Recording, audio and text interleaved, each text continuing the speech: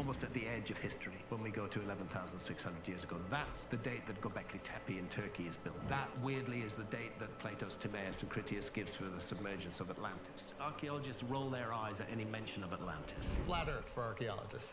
Yeah, it's flat, it's flat Earth. I want to talk about Antarctica. I was very interested in Antarctica. There's undoubtedly a time when Antarctica was lush and green. The question is, was it lush and green during the lifetime of the human species? Yes. He did know that other pyramids had their entrance in the north face, and that is the entrance through which you will have gone when you entered the Great Pyramid. It's called Mamun's Hole. I'm doing a debate with a leading archaeologist on the Joe Rogan experience. It's a very good thing that this is happening. The mainstream has normally said, now we don't want to talk to you guys, you're Looney Tunes, we're not going to give you a platform. But in this case, it is happening. I have things to say, but I'm going to preserve my ammunition for it. So on psychedelics, particularly on ayahuasca, I have felt the presence of the entity that I call Mother Ayahuasca. She took the form of an enormous serpent who wrapped herself around my body. I felt enormously comforted, and again, I got a message that I've had many times, is that you won't be good at giving love to others if you don't love yourself. What's up, everybody, and welcome to Flagrant. And today we're incredibly excited because we're sitting down with the Godfather, okay? The Godfather of my YouTube rabbit holes for the last maybe 5 years, 6 years, years beyond that. We have Grant Hancock in the building. Thank you for having me on the show. No, thank you. I actually went to see the pyramids because of you. I'm very glad to hear that. It was a mind-bending experience. And when was that? This is, God, when exactly was this? 4 years ago? Pandemic kind of makes things it was like 3. a little murky, maybe 3, but it was pre-pandemic. Well, the Giza Plateau and those 3 massive pyramids and the satellite pyramids, an amazing place. And the Great Pyramid itself is totally, utterly unique, extraordinary, and special. I have a long relationship with the Great Pyramid. I saw this unbelievable story of you going to the top. I got like a quarter of the way up by myself, and I was there with my wife, and I was like, I'm not trying to get arrested and have her just be alone in Egypt. And so I put it out and I went back down. Probably a wise decision, because you could have spent some year or 2 in jail. Wow. Really? Oh, yeah. Wow. Did you get locked up when you went up top? No. The illegal climbs that we did, the first illegal climb involved 4 o'clock in the morning and a lot of bribery. And how much was it back in the day to get? This was like 1996. Might even have been earlier. It might have been 1994. And we had a local guy who made contact with all the guards around the pyramid. We paid him money. I forget the exact amount. He said he'd paid them off. But then when we got to the base of the pyramid, we had to walk all the way around it, which is a considerable distance, 750 feet along each side. We had to walk all the way around it, and then we had to add more money to each of the guards at the 4 corners. And then we went up, and my advice to anybody who's climbing the Great Pyramid, which is pretty much impossible these days, either legally or illegally, is go up the southwest corner. Because the southwest corner is pretty intact. It's pretty much a straight line. You can follow it all the way to the... What is the entrance on? North side. That's north. Yeah. So south. The opposite side, and the southwest. Which is the opposite side to the Great Sphinx. And then nobody's looking at you.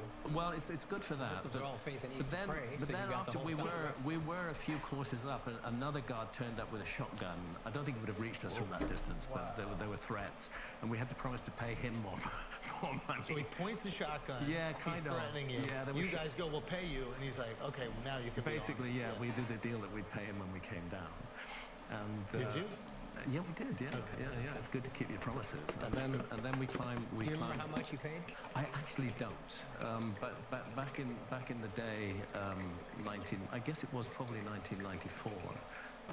It would have seemed a lot to me at that time, but it also seemed worth it. It was a fantastic adventure, starting in the dark, or just the beginning of dawn light, and climbing up to the top, taking shelter at various points behind bits as other guards appeared, finally getting to the top. And then the light coming up, and just this majestic view. So sunrise on the top. Sunrise on top of the Great Pyramid, and the second pyramid, to your south. It's just an amazing thing to see, and it's an amazing experience. I would regard it as one of the peak experiences of my life. Wow. I did have one other illegal climb, which was just fortunate. It was following the holiday of Ramadan. They have thing called the Eid, which is a celebration, and I would guess there were 30,000 Cairenes on the Giza Plateau having picnics, and they just decided they were going to climb the Great Pyramid. Not all 30,000, but several hundred of them. And we just joined them, me and Santa, and we climbed with them. And that actually is one of the moments when I realized how difficult the Great Pyramid must have been to build. Because the biggest danger climbing up there with several hundred people on the pyramid was other people coming up and down. So imagine managing that with all the blocks. With all the blocks and supposedly a huge workforce and ramps or whatever the Egyptologists imagined was done, and I don't believe anybody knows how it was done. Yeah. For me, that was the biggest risk, was people bumping into you, going around you as you're climbing up. But again, we got to the top, and then I had 3 legal climbs in those days when those were allowed, doing various filming projects back in. When do you see your last name inscribed in the block?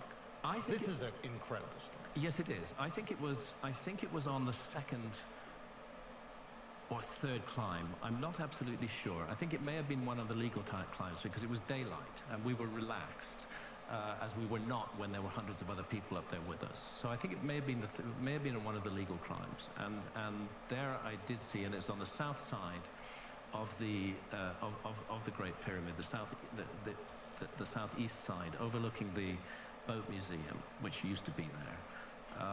And there was the name. Initial P and Hancock, and at that time there was a date beside it, and that date, if I recall correctly, was the 5th of April 1916.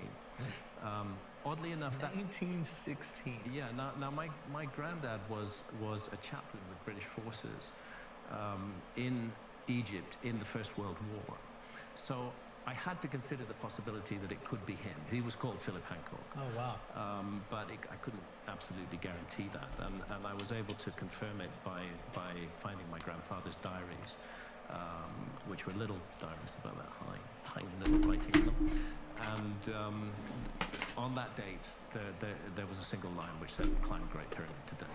Wow. And then I found... And it was dated 1916? Yeah. And then I found his biography, which was passed down to me by my dad. And he also talks about his climb of the Great Pyramid in that, although in very spare terms, doesn't say that much about it. I mean, I know it's not that much that he put in there, but did he say there was any security? Was At this that time, free range? Sand is totally covering free, the bottom totally of it? free range.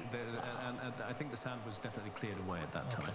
But anybody could climb the Great Pyramid. And there was, in fact, the guy who organized our first illegal climb, and I think I can say this safely because he's passed on to the next world, was a guy known locally as Champion. And he was called Champion because he was the champion runner up the Great Pyramid. He could run all the way to the top of the Great Pyramid. There were times people did that, and it was totally legal, and nobody objected to it at all. And that went on, I think, certainly through the sort of 70s and 80s. But by the time my wife Santa and I climbed 1994 for the first time, I'm pretty sure it was 94. It had become illegal, and now it's totally illegal. It's completely banned. Yeah. And I doubt even if a film crew would get permission to climb the Great Pyramid now. Even like that. Yeah. They're very careful about it. But, and one of the reasons why they're careful about it is that every year at least one person dies trying to climb the Great Pyramid. People still try to climb it illegally, and as you can imagine from the bit of the climb you did, you're looking at a 52-degree slope. Yeah. So once you get up 100, 150 feet above the ground, if you lose it and fall, it's over. You're going to go all the way to the bottom. Yeah. And it's over. Yeah. In the beginning, you have a lot of confidence. The first few tiers of rocks seem pretty easy. They're not too bad. But I can imagine you're halfway up and you start looking down, and it is over if you slip. Totally over. And also, the course sizes vary. Some of them are really no more than sort of hip high. Some of the courses are chest high, so you've got to... Courses are the blocks. Yeah, I mean, it's laid out in layers. So, it looks like a step pyramid now. It wasn't before. Yeah. In ancient times, it was covered with facing stones. And you can see some of the facing stones. Some of the facing stones are still there down at the bottom of the Great Pyramid. They give you a sense of how beautiful they were and how magnificently well it was made. But the theory is there's no absolute proof of this, that they came off during an earthquake in, I believe, 1301. And at that time, it's likely that that's when the Great Pyramid lost its summit. Great Pyramid stands at the moment about 450, maybe 455 feet tall, but its original height was 481 feet tall. And you can calculate that from just pursuing the slope of the sides up to the 30 feet came off in that earthquake. Yeah. So there's a flat platform, or rather even a stepped platform on top of the Great Pyramid with one level and then one level another level. But the calculation is very simple. You just pursue those side lengths up to where they would meet, and according to that calculation, the Great Pyramid was originally 481 feet tall. Wow. So it lost about 30 feet. The question is, was it in fact ever completed? We don't know that for sure. Right. But the general view is that that earthquake brought part of the top of the Great Pyramid tumbling down as well and knocked off the facing stones. And then, of course, it was used as a quarry. That's people. what I heard. Yeah. You know, because it's very, very, very useful to have all this nice cut stone lying around, and a lot of those facing stones were taken away. Okay, so after inspiring probably tens of thousands of people to go to the pyramids like myself, you managed to get banned from Egypt? Yes. Is it a real full-time ban? This is not clear to me. We gotta sneak in, Graham. In my we gotta do one more time. There's a champion junior that you can bribe. Dude, we need a carved G Hancock right next to Pete Hancock. I think this would be good. It's very difficult to do that with a film crew, however. That's a very good and this point. this is when it happened. Is that my Netflix series Age of the Apocalypse? We wanted to film an episode in Egypt, which you would have thought the Egyptian authorities would welcome, but when they asked who is presenting the show, and we said that Graham Hancock is presenting the show, they said absolutely no way, and they would not grant filming permission. Let me tell you something. The Four Seasons in Cairo wants you to do an episode about the pyramids. I promise you. Yeah, it would bring a lot of interest and a lot of people, but there's a rigid, fixed view amongst Egyptologists about the prehistory and the history of ancient Egypt, so and what the Great questioning that gets you banned. Yes. That's the first line of defense against a critic or an alternative point of view. Yes. Is simply to deny them access to the site. And I felt since that happened that I've had my left arm cut off, because Egypt has been very central and very important to my work. I hope eventually I will get back in.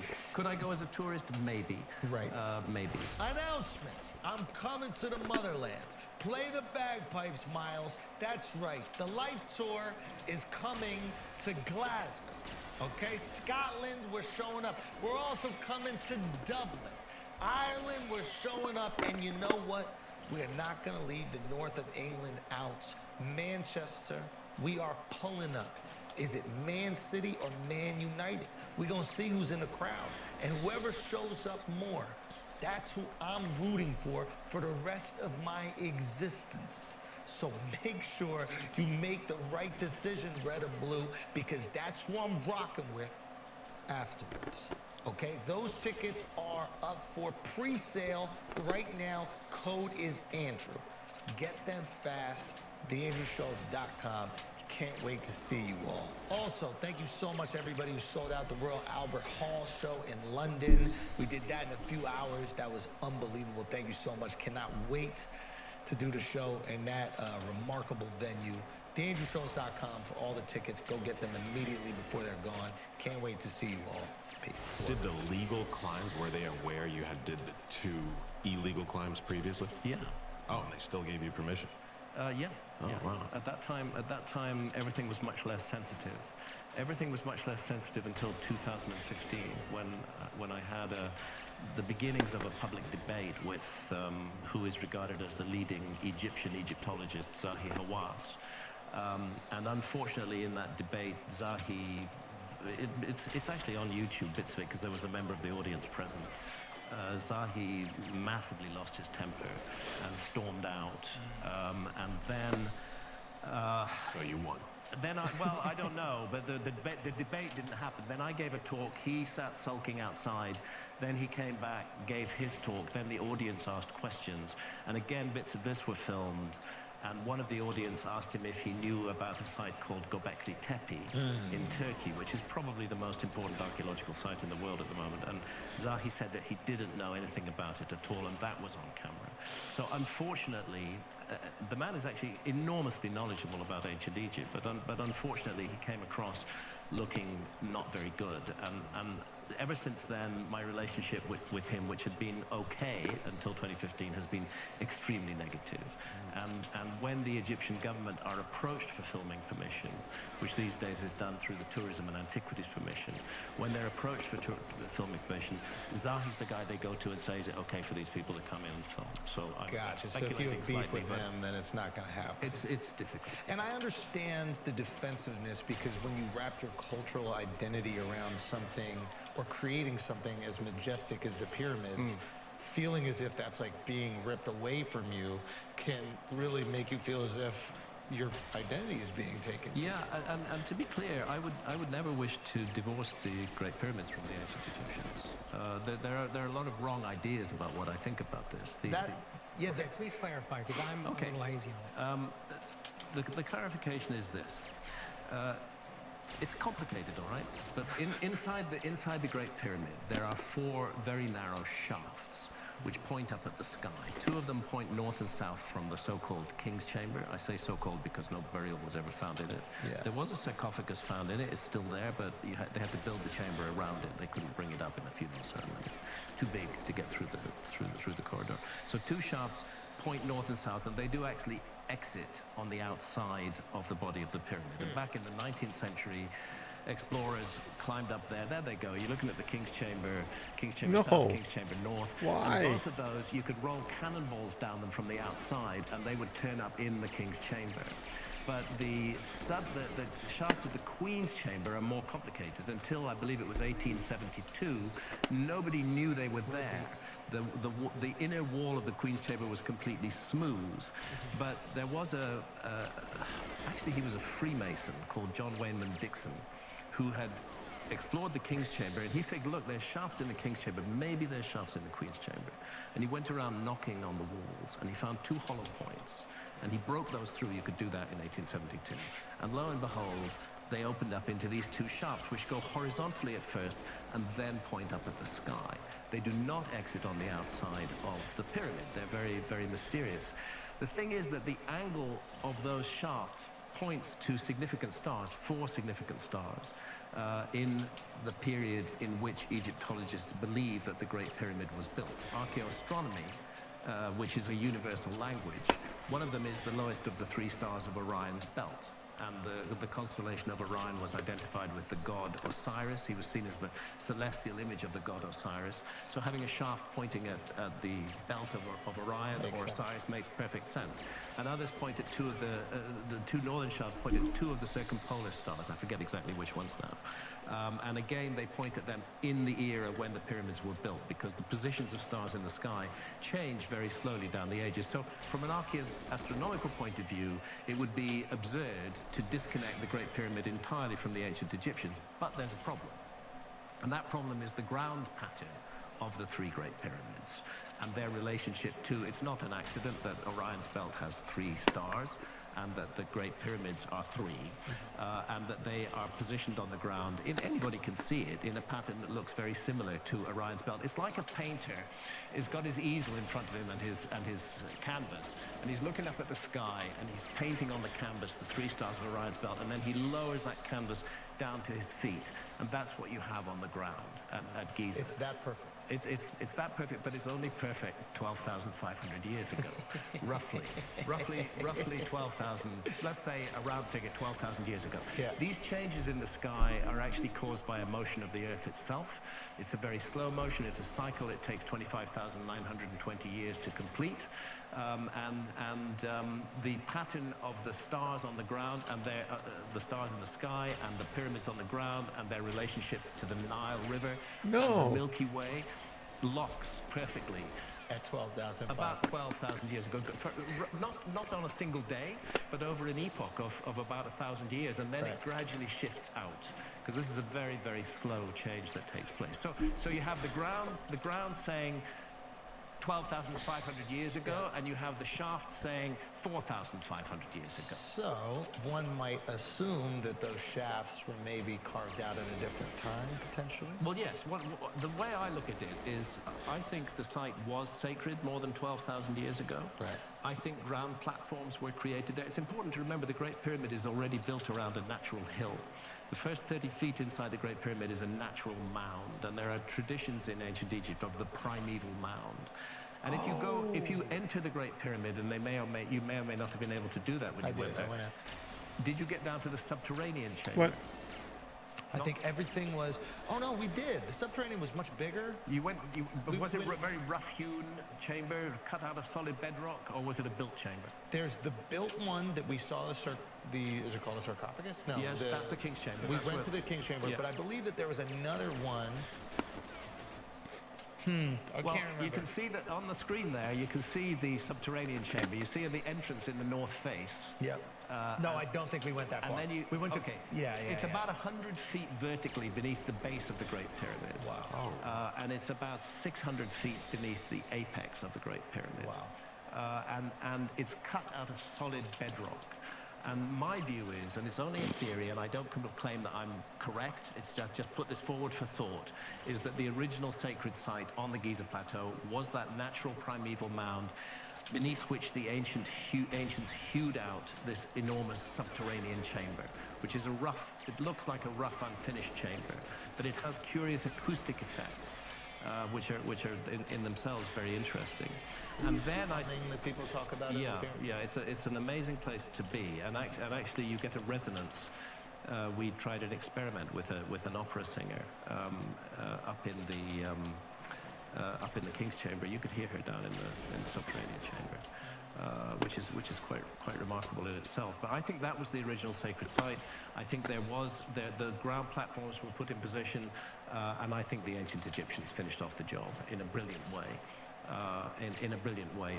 Overbuilding and commemorating and memorizing a site of enormous significance and importance to them. Sorry, when you say finished off, I'm dumb, so I'm going to ask dumb questions. When you say finished off, what exactly do you theorize? I think the vast majority of the Great Pyramids as we see them today were the work of the ancient Egyptians. Okay, got it. I think they were building on a prehistoric foundation. Okay.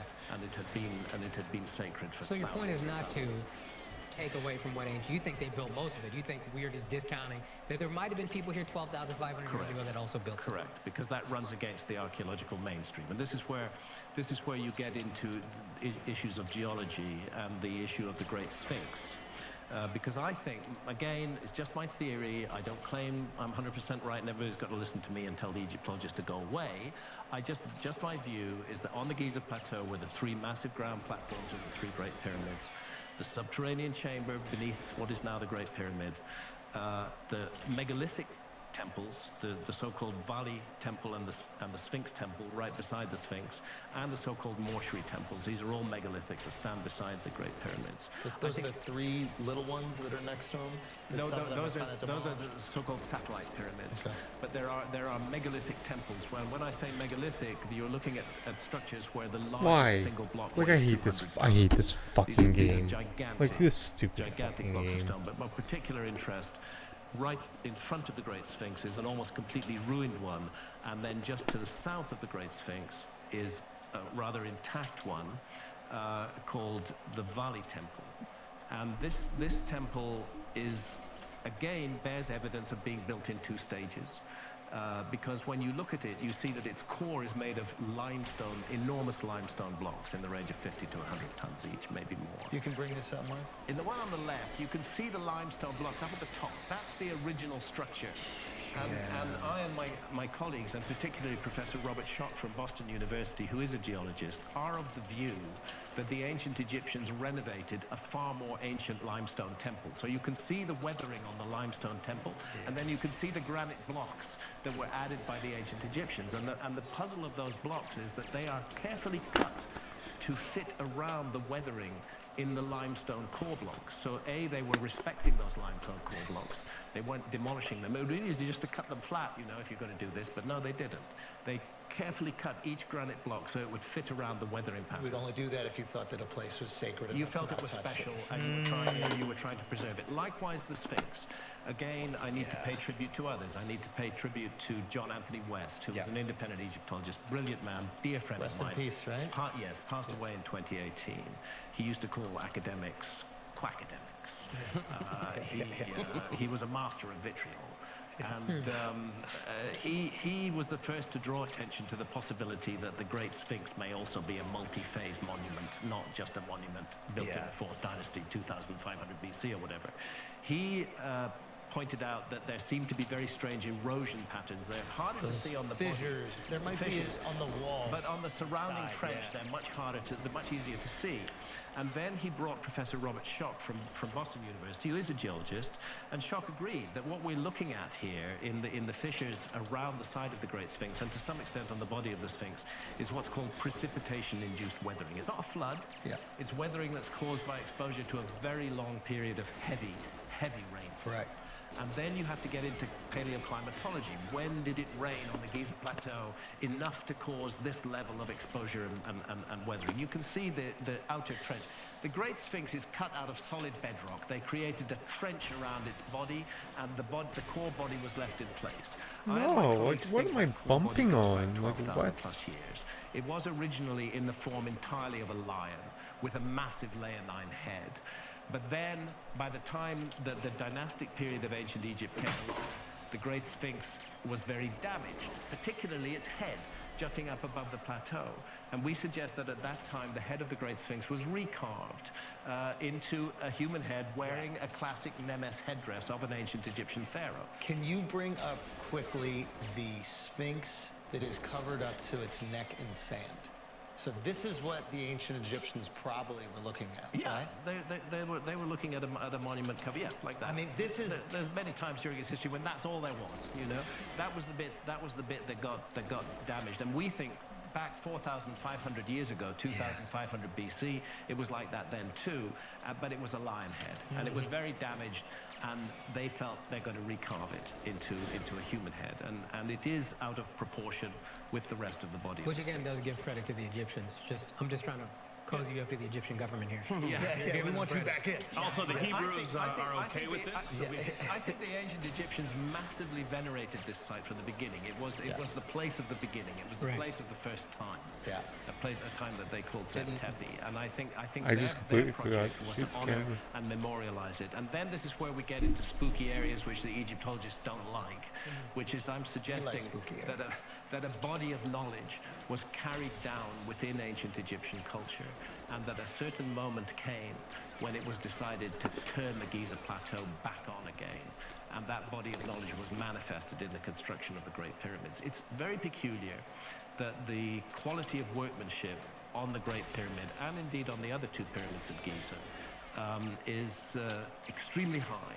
But go a generation later, 2 generations later, to the 5th dynasty, go to the pyramid of Unas at Saqqara, where the so-called pyramid texts are inscribed inside the so-called tomb chamber. And that pyramid, the exterior of it is a mess. It's very poorly built, it's very poorly constructed. You know, you look at it, it just looks like a heap of stones, whereas the Great Pyramid today is still a majestic structure. So it's as though they put everything they had into try to replicate it, but they just try to replicate, and then a generation or two later they could. That's the pyramid of Unas. You know? What if it's just like the Knicks, where like the father did a really good job, and then the next generation just really fucked the whole thing up? Yeah, I mean it could be, but it's pointless shots on my team. Like he is. No, it's a fair point. You know, I mean, human societies go up and down. And Man, I missed that camera by like a hair. That's my view also with the idea of a lost civilization, that we can have an apex and they can fall into a slump and they can come out again. But is knowledge preserved and passed down through the ages? Yes, I think it is. Now, why wouldn't the people in the Nile Valley at that time, 12,000 years ago, also not be Egyptian? Like, could they still be ethnically Egyptian at that time? Well, I think in a way, I'm actually deeply uninterested in ethnic matters. When I come to relate to and evaluate a fellow human being or a culture, I'm interested in the ideas that those people have. I'm not interested in their genes. I think actually genes are vastly overrated. They're the least important aspect of a human being. They've been blown up into huge importance in our culture today, but I think skin color, genes, ethnicity, none of these things really matter. Human beings are the same all over the world. It's been my privilege to travel the world intensely for the best part of 40 years. And whether I go to the remotest village in the remotest corner of the Amazon, or whether I find myself in New York City, once I get down to talking face to face with a fellow human being, they're just a fellow human being, just like me, and they have the same hopes, the same dreams, the same fears as every other human being. So I think we make too many divisions. I love cultural differences. Yeah. Cultural differences are great. Differences in ideas are great, but genetic differences are trivial in my view. And the things that divide us as human beings are far less important than the things that unite us as human beings. I think maybe it's high time we recognize that. So whether the modern Egyptians are ethnically connected in any close way to the ancient Egyptians is a matter that I regard as fundamentally unimportant. The modern Egyptians also honor and respect the Great Pyramids and ancient Egyptian culture, and that's what matters to me. I'm curious, piggyback on that, like, how do you feel about the criticism that you got some people saying you're racist after the Netflix update? Well, that criticism was because that's why we brought you on. We're like, we hope you're racist. We you kind of let me down with this whole everyone's equal talk. That was interesting. The subject of race is never mentioned in my Netflix series, Ancient Apocalypse. It's never mentioned at all. But when the Society for American Archaeologists wrote an open letter to Netflix demanding that my documentary series be reclassified as science fiction, they accused me of spreading racism, white supremacy, misogyny, and anti-Semitism. None of these issues are ever mentioned in the series. Wait, what was misogynist? I don't know, and you know, what for that matter was anti-Semitic. It's very and what was racist, since race is never mentioned. But what these labels are very useful for, if you shout them loudly enough, and if your friends in the media see a nice story here and pick them up and multiply it, what they're very useful for is turning people off the work of an opponent. Yes. And that was clearly what went on here. You're radioactive.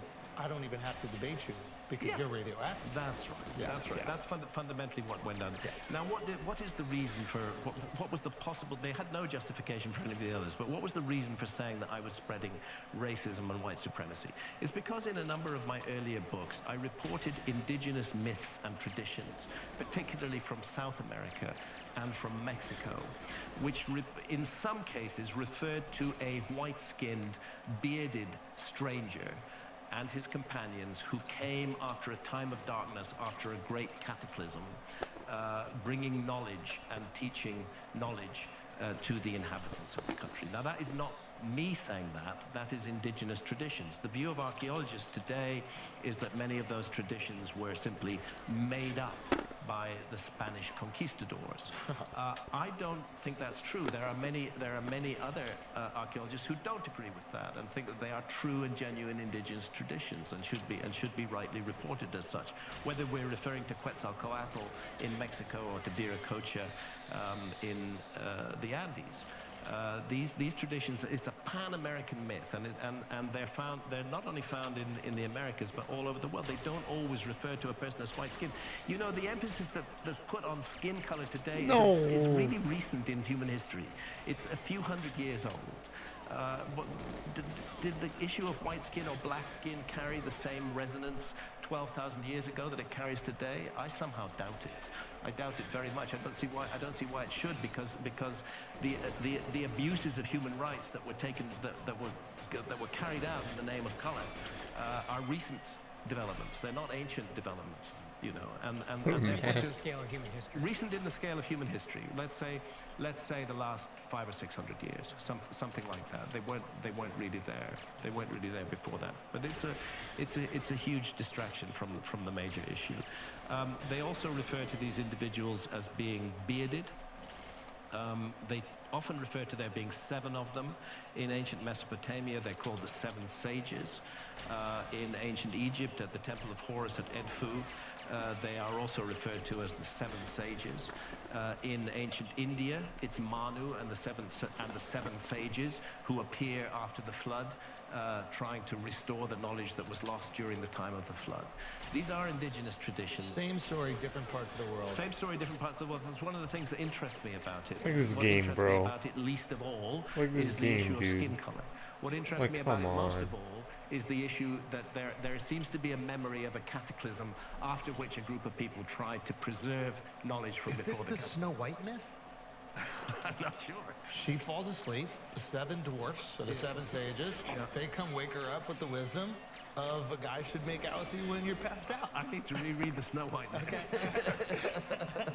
There might be something there. This is good. Yeah. Well, no, because myths, myths are the memory bank of our species. This is what I loved about the Netflix special. Treating the myths as a way of passing on true information. Yes. And and taking them seriously, not looking at them as figments of imagination. Yeah. If we were to pass on data and fact, it's way more digestible in the form of story. We memorize stories. If you wish to pass information to a distant future, if you wish it to be preserved, you wouldn't be smart to just write it down. How can we know that our script is going to be readable by any other culture? Let's say 10,000 years in the future.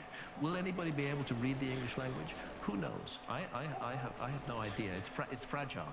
An example I often give is the Indus Valley civilization in Pakistan and India. The Indus Valley civilization, nobody actually knew that it existed until it was accidentally discovered while a railway was being built through a site now called Mohenjo-Daro. In Pakistan, and then they found that there were these actually very, very sophisticated, very complex mud brick structures on a very large scale. Then they began to look at it. Then they found that this culture had a language, a fully developed written script. It's about 5,000 years old, but there isn't a single Rosetta Stone that enables us to translate that script into any more recent language. So we can't read that script. The script exists, but we can't read it. So there could be all kinds of information in that script, which tells all kinds of things about our past, but it's not readable. And how long ago were they thriving? 5,000 years ago. Wow. One of the interesting things in the Indus Valley civilization is that there is a particular seal that has survived, a seal that would have been used to stamp an imprint onto cloth or something like that. It's called the Pasupati seal, and it shows a figure which is recognizable as the god Shiva, who's of course an important deity in Indian culture to this day and in the Vedas, and it shows that individuals seated in there you are. That's the Pasupati seal. Well, what you'll see is that underneath it, the way his feet are organized, is that his heels are pointed forwards. This is a really difficult yoga position. To sit like that and have your heels pointed forward, you've got to kind of almost disjoint your legs in order to do that, okay? And the problem with that is that it's an advanced yoga position. It's found in a seal that's Like this 5,000 years back old. We have boost, to ask man. Like, ourselves, come on, how many man. thousands of years before that was yoga being Holy developed? shit. You know, again, there's a hint of a lost human culture in this. The posture is called Mula Bandhasana. I certainly can't do it. Unbelievable. Because what do we date modern Indian civilization back to? Is it 5,000 years since ago? the It was Indus 4,000. Yeah, since the discovery of the Indus Valley civilization, you know, we have to accept that civilization in India is at least 5,000 years old.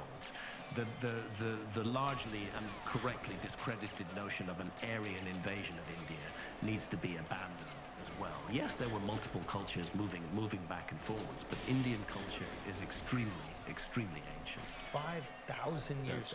Yeah. And In Indus Valley, that's like a thing you'll learn about in textbooks. Yeah, right? yeah, you learn about it now. Accepted, yeah. But what most people don't realize, well, nobody knew it even existed. It wasn't lost And civilization. the language is completely independent. There's no connectivity to anything else.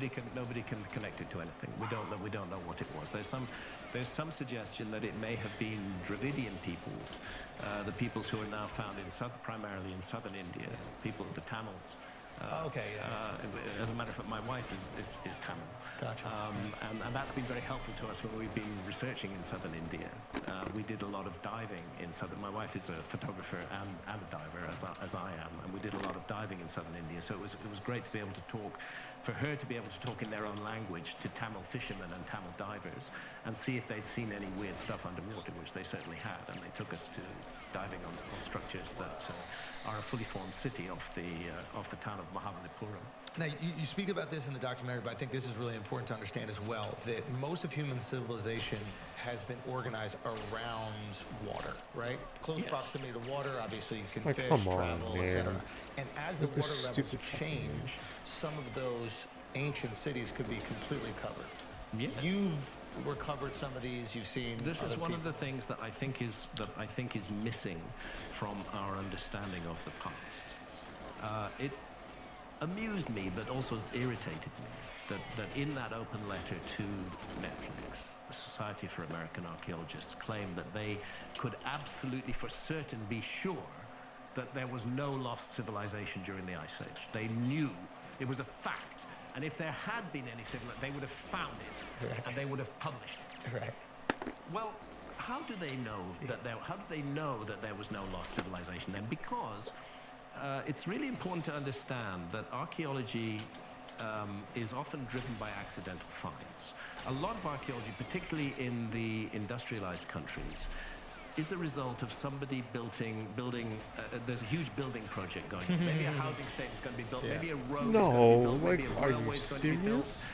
Maybe a dam is going to be built. Come on, and then dude. let's call in the archaeologists to make sure that we're not going to wreck any ancient archaeology while we're doing this. And that's a lot of archaeological discoveries are made as a result of that, rather than of targeted inquiries. A second issue with ruling out completely the possibility of a lost civilization is that archaeology sets itself up as the sole arbiter as to what is and what is not evidence.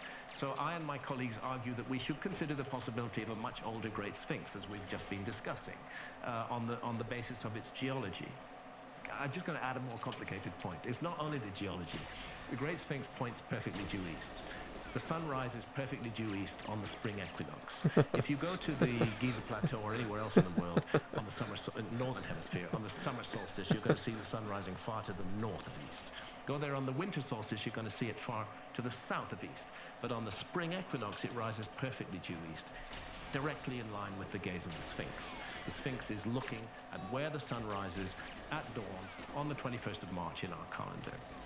Now, because of this wobble on the Earth's axis. What is that called? No, it's like, called come precession. on, man. Like, imagine come a spinning on. top, which is Come on, spinning man.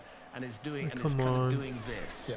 And that's the viewing platform from which we observe the stars and the sun and the moon and everything else. And obviously the changes in its orientation are going to change their orientation.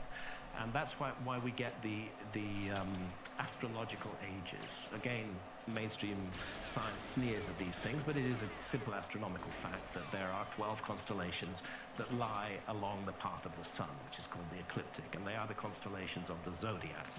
And right now we live in the age of Pisces, very near the end of the age of Pisces. It's a simple fact that the ancient Christians go back about 2,000 years. The fish. The fish was their thing. Before that, it was Aries, the ram.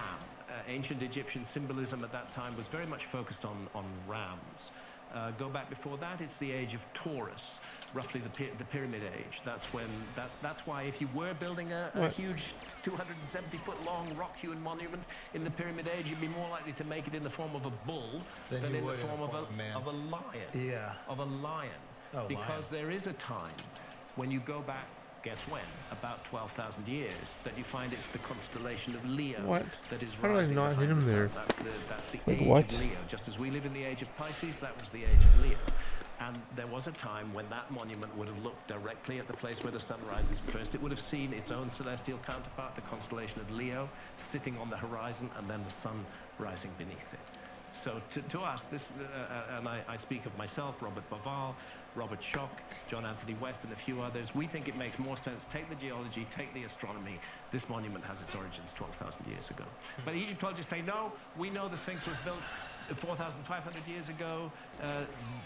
I'm not going to bore your audience with the details, but the evidence is incredibly flimsy. There isn't a single document that attributes the Great Sphinx to Khafre, who is supposed to be the builder of the Great Sphinx. There's nothing. It's just opinion, pure opinion. And we think that they are not right to dismiss the case for a much older Sphinx, and to say that. So they select what evidence is evidence and what evidence isn't evidence. That's the second thing. And then the third and final thing is that huge areas of the world that have never been looked at by archaeology at all, or if looked at by archaeology, looked at only minimally. Of course, the most important are the flooded continental shelves, and that's why Santa and I spent 7 years of our lives, frequently risking our lives, scuba diving all around the world. Sea level rose 400 feet at the end of the last ice age. Let's be clear, it did not rise 400 feet overnight. Right. This was a rise that was extended over a period of 11 or 12,000 years, from about 21,000 years ago down to 10,000. It was even still rising about 6,000 years ago. All over the world? All over the world, yeah. It was a global, all the world's oceans are connected, and all but in local areas, if you have a very steep coastline, the effect of the sea level rise and the amount of land it eats up is going to be a lot less than if you have a gradually sloping coastline. And 120 feet sea level rise on a very steep bit of coast is going to remove relatively less land, whereas on a very sloping bit of coast, it's going to inundate much more land. And the calculation is that 27 million square kilometers that was above water during the Ice Age is underwater now. Roughly, I think that's roughly 10 million square miles. I can't do the math in my head, but something like that. So it's an awful lot of land. I think it's Europe and China added together. It's not that there's been no archaeology done on the continental shelves. I think we're looking at something from Alexandria here. Yes. Yeah, we are. I've dived there as well. And that's inundated not because of sea level rise, but because of subsidence of the Nile silts. Alexandria stands on the Nile Delta, and the silts subsided and resulted in the flooding of this. The Nile carries a lot of silt with it, a lot of earth with it, as it flows out of Uganda and out of Ethiopia and northwards into Egypt, and you come to the Nile Delta, and all that earth it's carrying, which also provided the fertility of ancient Egypt, all that silt is then dumped in the Nile Delta, and there were constructions were made on top of it. Oh, it was fast. And it was really submergence of the sites off I was not Alexandria, ready. which is a magical, spooky place to dive, by the way. I've been lucky enough to dive there. The submergence of those sites is largely because of subsidence of land rather than sea level rise, because it's relatively recent. Those So if sites you're are saying not the old. silt itself has dropped. Yeah. Right. So anything built on solid ground. anything built on top of it went down. Guys, I'm in different clothes. Why is that? Because we were able to add another special taping at White Oak Music Hall. I'm fighting to get everybody in. I appreciate the demand so much. So, tickets are being released today, the day this comes out. 10 a.m. Central Standard Time. That's Texas time. So hurry up and buy the tickets, please. I appreciate the demand so much. I want to get everybody in that I can. Also, speaking of adding shows, we are adding shows at Zany's in Nashville, July 14th and 15th. The 13th is sold out. I believe I'm going to be in Huntsville on the 12th. Also, I got a bunch more shows. Please check the website because tickets are selling out for these shows, and I don't have time. We got to get back to Graham Hancock. But thank you guys so much. AkashSingh.com. Hurry up and cop. Also, guys, if you need tickets to a show that might happen to be sold out, again, my special taping is an example. You know where you can find them? SeatGeek. Look at that. Akash Singh tickets. And what's even better is SeatGeek will tell you how good or bad a deal is. Whatever tickets you need. If you see a green dot next to the ticket price, that means it's good. You should buy it. Red means don't buy it yet. Hold off. Something better is coming. No other ticket app is doing this for you. SeatGeek is where it's at. There are 28 million downloads on SeatGeek. It's the #1 rated ticketing app for a reason. And there are 70,000 events listed every single day. That includes concerts, sporting events, music festivals, and more. Also, if you need Andrew Schultz tickets, wherever you are on the globe, SeatGeek might be able to help you. Why don't you look at that? And just because we at Flagrant always come through for you, we got a code.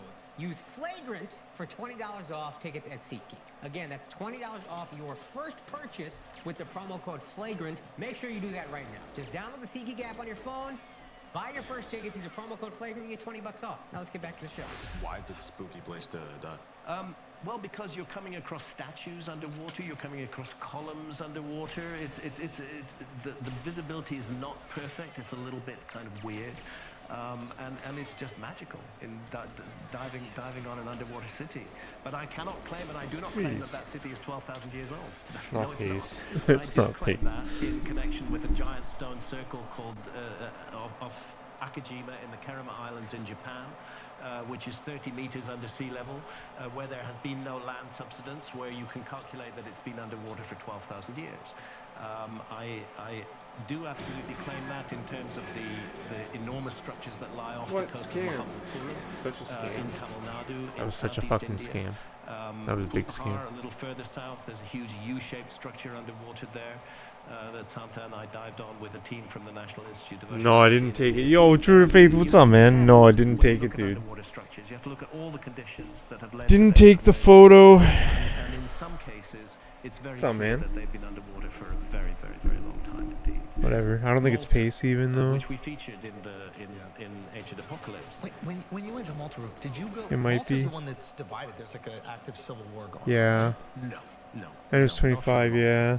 But there's like a. It was, you gotta get, side or- and then a Orthodox I don't know. Christian side, and they're basically like a border The that way- they just kind of built. No, not in. Am I not thinking? Yeah, I gotta be right against the back wall I found. If you're, Malta's a wonderful tax haven I don't and know. good place to shoot.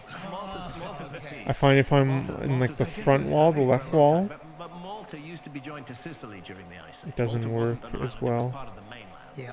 Part of Italy, But if I'm on Sicily, the back all the way wall, out to Malta was all I might above just be water the during way the I'm Ice Age looking. and all underwater It nothing to now. do with the So walls. one of my interests as a diver is what do we find underwater in Malta? And what you find What's up, True strikingly Faith? How you doing, man? underwater in Thanks for being Malta is a repetition of the You can so-called lurk. cart ruts that you find above water in Malta. I saw you were, you have a couple drinks and yeah, I saw you were drinking doggish shad or whatever. On the island of Malta. And Nice. they look actually like railway tracks. Yeah. as well. Played old They strat? were No railway way, tracks, but man. they look like- Yeah, they I'm look- drunk? That's Nice. just a comparison. Hell And yeah. There are even junctions in. No way, man. I'm Nobody terrible knows at what old they are. strat. The word cart ruts I'm really bad. is what they're called, but the notion that they were gradually cut I'm out using by the down carts being C rolled over them doesn't make for a the whole second lot of sense. cam. It looks like they've been cut by hand, but more See, like- interesting is the fact that they continue underwater. And we've dived on those cart ruts. It's not very fast, but it's fast enough for 23. 90 feet maybe underwater. They've been underwater for thousands and thousands of years. And So Yeah, I have- So then the issue becomes. I are we duped secure on the 24 dating of today, the structures above water? and I duped And 24 I suggest yesterday. strongly that we're not. Yeah. There's been very little carbon dating done on the Maltese So I'm temples. close. And Drunk, that nice, carbon man. dating is itself insecure. I'm doing a debate with a leading archaeologist on the Hmm. Joe Rogan experience on the 24th of October. Joe be having people debate, huh? That's his thing. It's a very good thing that this is Oh, happening. man. It's the first time that somebody That's representing not the alternative encouraging. point of view I has mean, I actually totally been accept it. debated by somebody from the mainstream. The mainstream has normally Hmm. said, "Now we don't want to talk to you guys. Yeah. You're Looney Tunes. We're not going to give you a platform." But in this case, it is happening, and I have things Oh, to say thanks, about man. Malta that I'm going to preserve my ammunition for. Nice. Can you give us a taste? I hope Can you so. give us a little taste? It's to do with the absolute insecurity of the carbon dating. My fourth cam is still really shit. Submerged pyramids. To finish that point, carbon dating, by the way, and again, this is not something that everybody. Some weird lag on that run. That Carbon was dating weird. can only date organic material. It can't date stone. stone. Yeah. So if you're going to date a megalith according to the organic material found around you, you want to be pretty sure that the organic material dates from the same time as the megalith and wasn't introduced later. Right. And there's no way It's of proving like- that it is or it isn't. Well, it's right? very, If it's you very, find a it's very shield on it, difficult. Yeah. It's very, it's very. Yeah, it's the very setup difficult to do, and sucks. The fact is, there are The very left few strafe carbon dating setup models, and sucks new with the dating work that's strat, been but- done there hasn't added usefully to that database. And when are you doing this on Joe's pod? So 24th of October. It is what it is. And Tuning in. the archaeologist who's going to debate me is called Flint Dibble. He's American, but he teaches at I like the this University fucking of game, man. Cardiff in Wales, in Britain. His No. father was a famous archaeologist called Harold Dibble.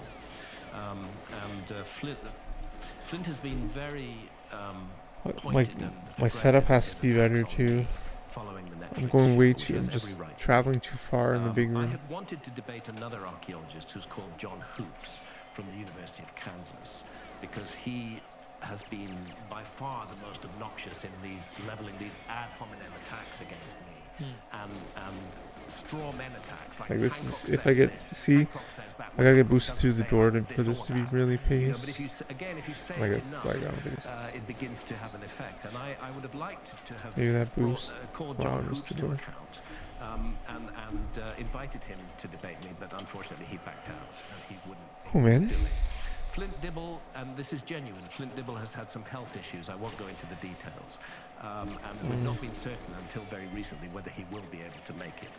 But kudos to him. It looks like he is going to make it. Great. And what he's doing and what I'm doing on the 24th of October is we're both putting our reputations on the line. This is a Pay-per-view event. this is a high Look at that. stakes. This is a high That was a stakes. way better. We're That was both way being in faster. Yes. because anything I can do happen in that. a debate. I certainly intend to make sure that I'm properly prepared. I'm sure he's going to make sure he's properly prepared. And I gotta push I hope B we can end sooner up liking there. each other and finding some common ground, Yes. rather than all of this hatred. You know? Yeah. Okay, now, Sorry, there's one question. I'm sorry Yeah. to interrupt, but you, as society What got is this? more What advanced is in this that? time, Yeah. it seems we have less and less dependence on astronomy. Astronomy, when I'm thinking 4,005 years ago to now, it just kind of filled in the blanks of what we couldn't figure out on our own. So 12,000 years ago, if there's a really advanced civilization, why would astronomy play as big of a role in them where everything is pointing to X, Y, and Z stars? Well, first of all, let's consider what we mean by advanced. What is an advanced civilization? Are we What? really an advanced civilization? Do we look around at much of our culture? Yeah, dude, I'm definitely gonna stop at 23 Are we talking Technological. tech? We're technologically And like advanced. scientific. if I yeah. if I get it. We believe that is advanced, and that's one of the mistakes. It will in be looking some for time quote-unquote advanced before I go for civilization in the past 22. is that we tend to be looking for ourselves in our past, whereas it's possible for a civilization to be advanced in other ways. We could not measure longitude. Let's go. Very important issue. Come on, if you're please. a navigator and a sailor. We could not measure longitude until 1760s, 1750s, and sometime in the second half why? of the 18th century. It took the creation of a very precise marine chronometer in order to be able to calculate what your longitude is. Otherwise, in the middle of a stormy night, you could find yourself 300 tricky, miles man. west of where you thought you were and crashing into a coastline. It's a really good thing to know longitude. There was $1 million That wasn't pounds even in the paced. 18th century was a lot of money. There was £1 million British prize for cracking the longitude problem. It's bad And it news. wasn't until the second half of the 18th century. Pretty shit that it third was cam. solved. So it's weird that on ancient maps, copied from even more ancient source maps, there are precise longitudes, precise relative longitudes. This is one of the things that suggests to me that a civilized... Yo, 23 is still pretty significant. I checked in terms of points. It's like 61 points. Pretty good. It's pretty good for me. Most important, they show Antarctica. I would like Our civilization double didn't my discover number of Antarctica points until on this level. 1820. So if I find a map from 1520 showing 22 is Antarctica, where the 90 map points, maker that's informs insane. us that he Like 10th based his place. map on much older source maps that were falling to pieces, and that he know that will fall completely apart. He's preserved the information in those maps on his map. He's copying from older, and there is Antarctica. So, did they just make it up? That's what the that's Why what do the we still Arctic call it Antarctica? That was another thing. Oh, what am I doing? My finger slipped. opposite of the Arctic. Yeah, but it's, I just, if we, They're it's like, very recent map. it's like, bro, he called it Antarctica. Why don't you just look at the map? You're going to call it the same, you know what I mean? Yeah, we call it Antarctica. They used to call it Terra Australis, the southern land. If you go for the Orontius Phineas map, for example, you'll find a much better Yeah, I reference. thought that map said Antarctica. That's where I got Yeah. tripped out. okay, I actually am really nice excited that we're talking about fucking- Antarctica. Yeah. My big room movement is interesting. shit. is The my left newest strafe It's one of is those. It's one of those great. You see, there's Antarctica. That's It's the not Orontius ideal. Phineas. Right. There's South Africa, and there's Antarctica, and there's the tip of South America, almost touching Antarctica. It's a bit bigger than it is today, but it would have been like that during the last ice age. That's a map from 1531, and what they're saying in the legend is that here in this map I expose regions that neither Eudoxus No. nor I forget the names of all the ancient maps. None of them knew about it. They were hidden in darkness, but here they are. Hidden in darkness, I suggest they're hidden in darkness on ancient maps that are on. Oh, I'm always terrible with that door. I'm always so late. It's an anomaly that it's sitting there. I wonder if I can, if there's it's like, not good enough I'm just to say terrible at it. that those map makers just wanted to balance the world, so they put a fantasy continent there, which later turned out to actually be there. Right. That's roughly what they're saying now. So that suggests to me a culture that was Wow, capable insane. of exploring and mapping the Earth That's crazy. during the last ice age. The second issue is precisely astronomy. It's ancient knowledge of precession, which again our culture attributes to the Greeks, roughly between 300 BC and 100 BC. They're supposed to have been the discoverers of precession. Precession is very hard to observe. In a single lifetime, it's a fraction of an inch on the horizon, the change. So you have to keep records over long periods of time. And you have to have a system that preserves those records and passes them down. So it's the knowledge of precession that is manifested in ancient mythology and in ancient traditions. Often traditions that speak of the global flood. I just want to see if this is pace anyways. I think I'm taking way too long on that second cam, like, way too long. Again, I don't want to A get terrible door again. but precession proceeds at the rate of 1 degree every 72 years. And this is the key number that is found in ancient mythology around the world, and variations of that number. So 72 plus 36 is 108. Ideally, I'd like to stop on a 108 is another dime precessional there. number. 108 divided by Like, that D was is better, but 54. that's still probably a 9 That's another pause. precessional number. That's why on the bridge at Angkor Thom in Angkor in Cambodia, you have 54 figures on either side of the bridge. And what are they doing? They're hauling on the body of the serpent Vasuki, who is wrapped around Mount Mandara, and That's they too are long. churning the Milky Ocean. The argument is that this is a symbol for precession, that is taking place I there. could go for the And one numbers bullet are- third cam. are multiplied. And another example I often give is the Great Pyramid itself. And it's very important, I made this point at the beginning, it's very important that when people want to check this calculation, that they use the true original height of the Great Pyramid. I mean, if you're backing up, you might as well be shooting. Would have risen to, rather than its rather stunted 450 plus feet today. When you use the true original height of the Great Pyramid and multiply it by 43,200, you get the polar radius of the Earth. And when you measure the base perimeter of the Great Pyramid and multiply it by 43,200, you get the equatorial circumference of the Earth. Now, why does 43,200 matter? It's 600 times 72. It's another precessional number. It's a number generated by the precessional motion of the Earth itself. And there we enter a very clever piece of work. Great Pyramid is almost perfectly aligned to true north. It's within 3/60ths of a single degree of true north. It's an error, but it's really good. No, I When was you so look at the fast. monument on that scale, I wasn't 600 ready. tons, 481 feet tall. I wasn't ready. You know, and you get it within 3/60ths of a degree of true north, you are doing very accurate work. And you're saying something else. I think they figured that out back in the day. Oh yeah, definitely. think they were like, They used astronomy. They used astronomy to figure it out. And But no, that they messed up a little. I Yeah, think man. they did the best they could. Dude, I was thinking Walter Jansen. Walter Jansen got 23 like 20 years ago. I'm not sure, but the fact is it's 3/60ths off now.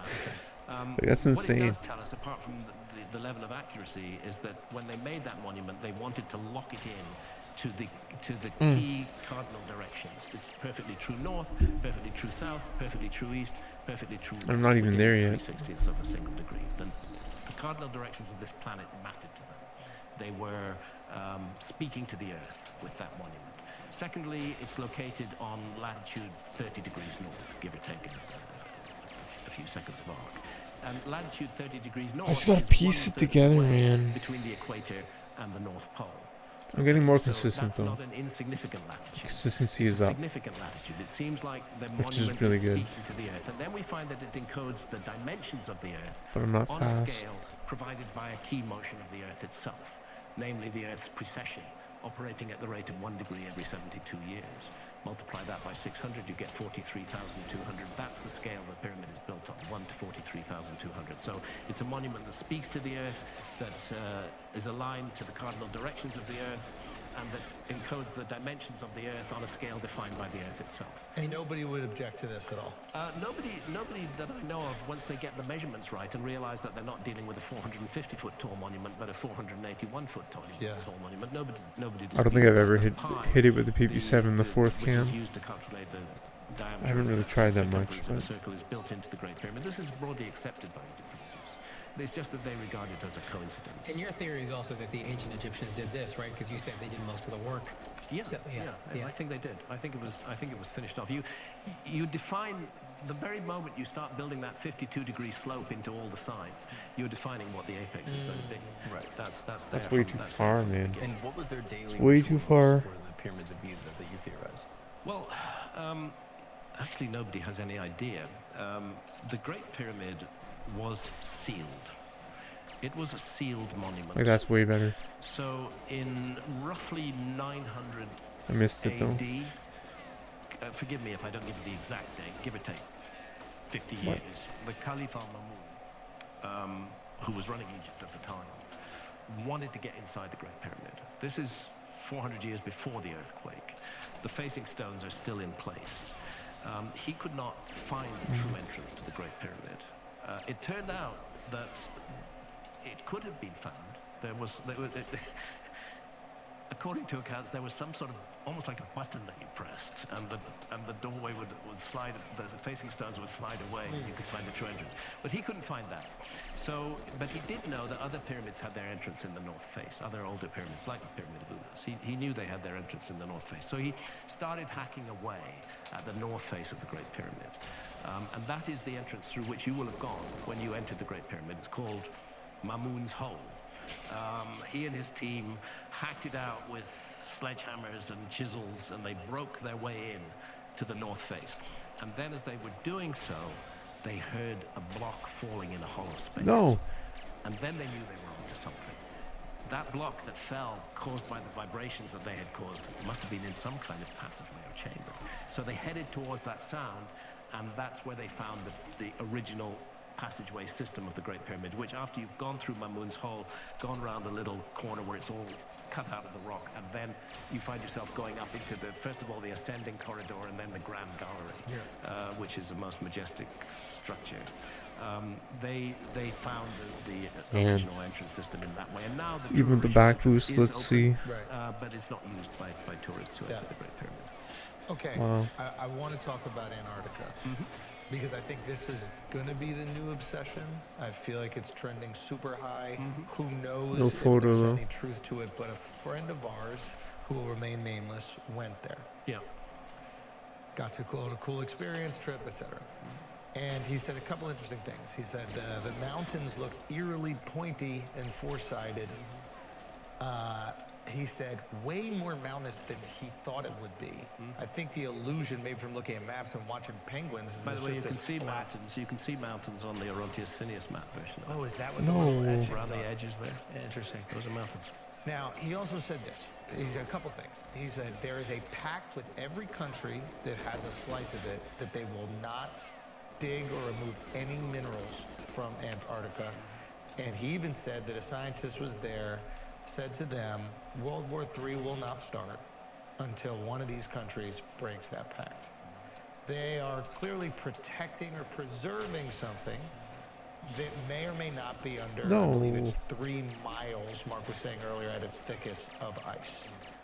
Now, Mark, maybe you should describe the thing that you were saying before about there was a time where I was Antarctica... reading an article that perhaps 90 million years ago, there was a lush rainforest that is now covered in miles of ice on the Antarctic continent. Yeah, that's probably true. If you go back that far, you would find that the Earth's climate was very different from how it Not is ready. today. I wasn't ready. And there's undoubtedly a time they found fossils on Antarctica. There's undoubtedly a time when Antarctica was lush and green. The question is, was it lush and green during the lifetime of the human species? Yes, this is where it gets tricky. And this is where it gets tricky. The Homo sapiens line descends from a line that goes back about 6 million years, not much further than that, if we accept conventional evolutionary theory. So 6 million years ago, Antarctica is supposed to have been as cold and as frozen as it is today. Now, when I wrote Fingerprints of the Gods in 1995, which is my first book tracing the possibility of a lost civilization, I was very interested in Antarctica, and I was interested in it It's because of the always work just of the one previous thing or researcher the other, right? Charles Hapgood. Just never Charles ever Hapgood everything comes together. wrote a number of very important books. books. One of them is called Maps of the Ancient Sea Kings. doors which are still precisely goes into terrible. this issue of I ancient think I maps gotta that look don't down fit faster. our understanding of what the world was, how the world was supposed to be known at that time.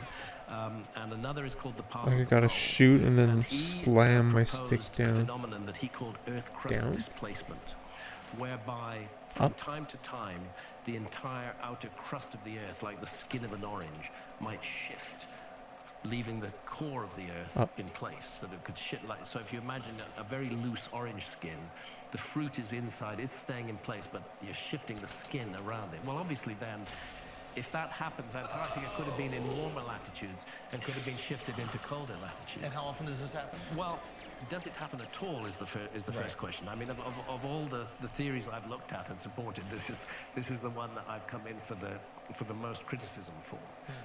And I've been much more interested recently in the Younger Dryas impact hypothesis and the notion that a cataclysm occurred Oh, I around just suck. 12,800 This years is ago, shitty caused by player. impacts of comet fragments, and we can go into that.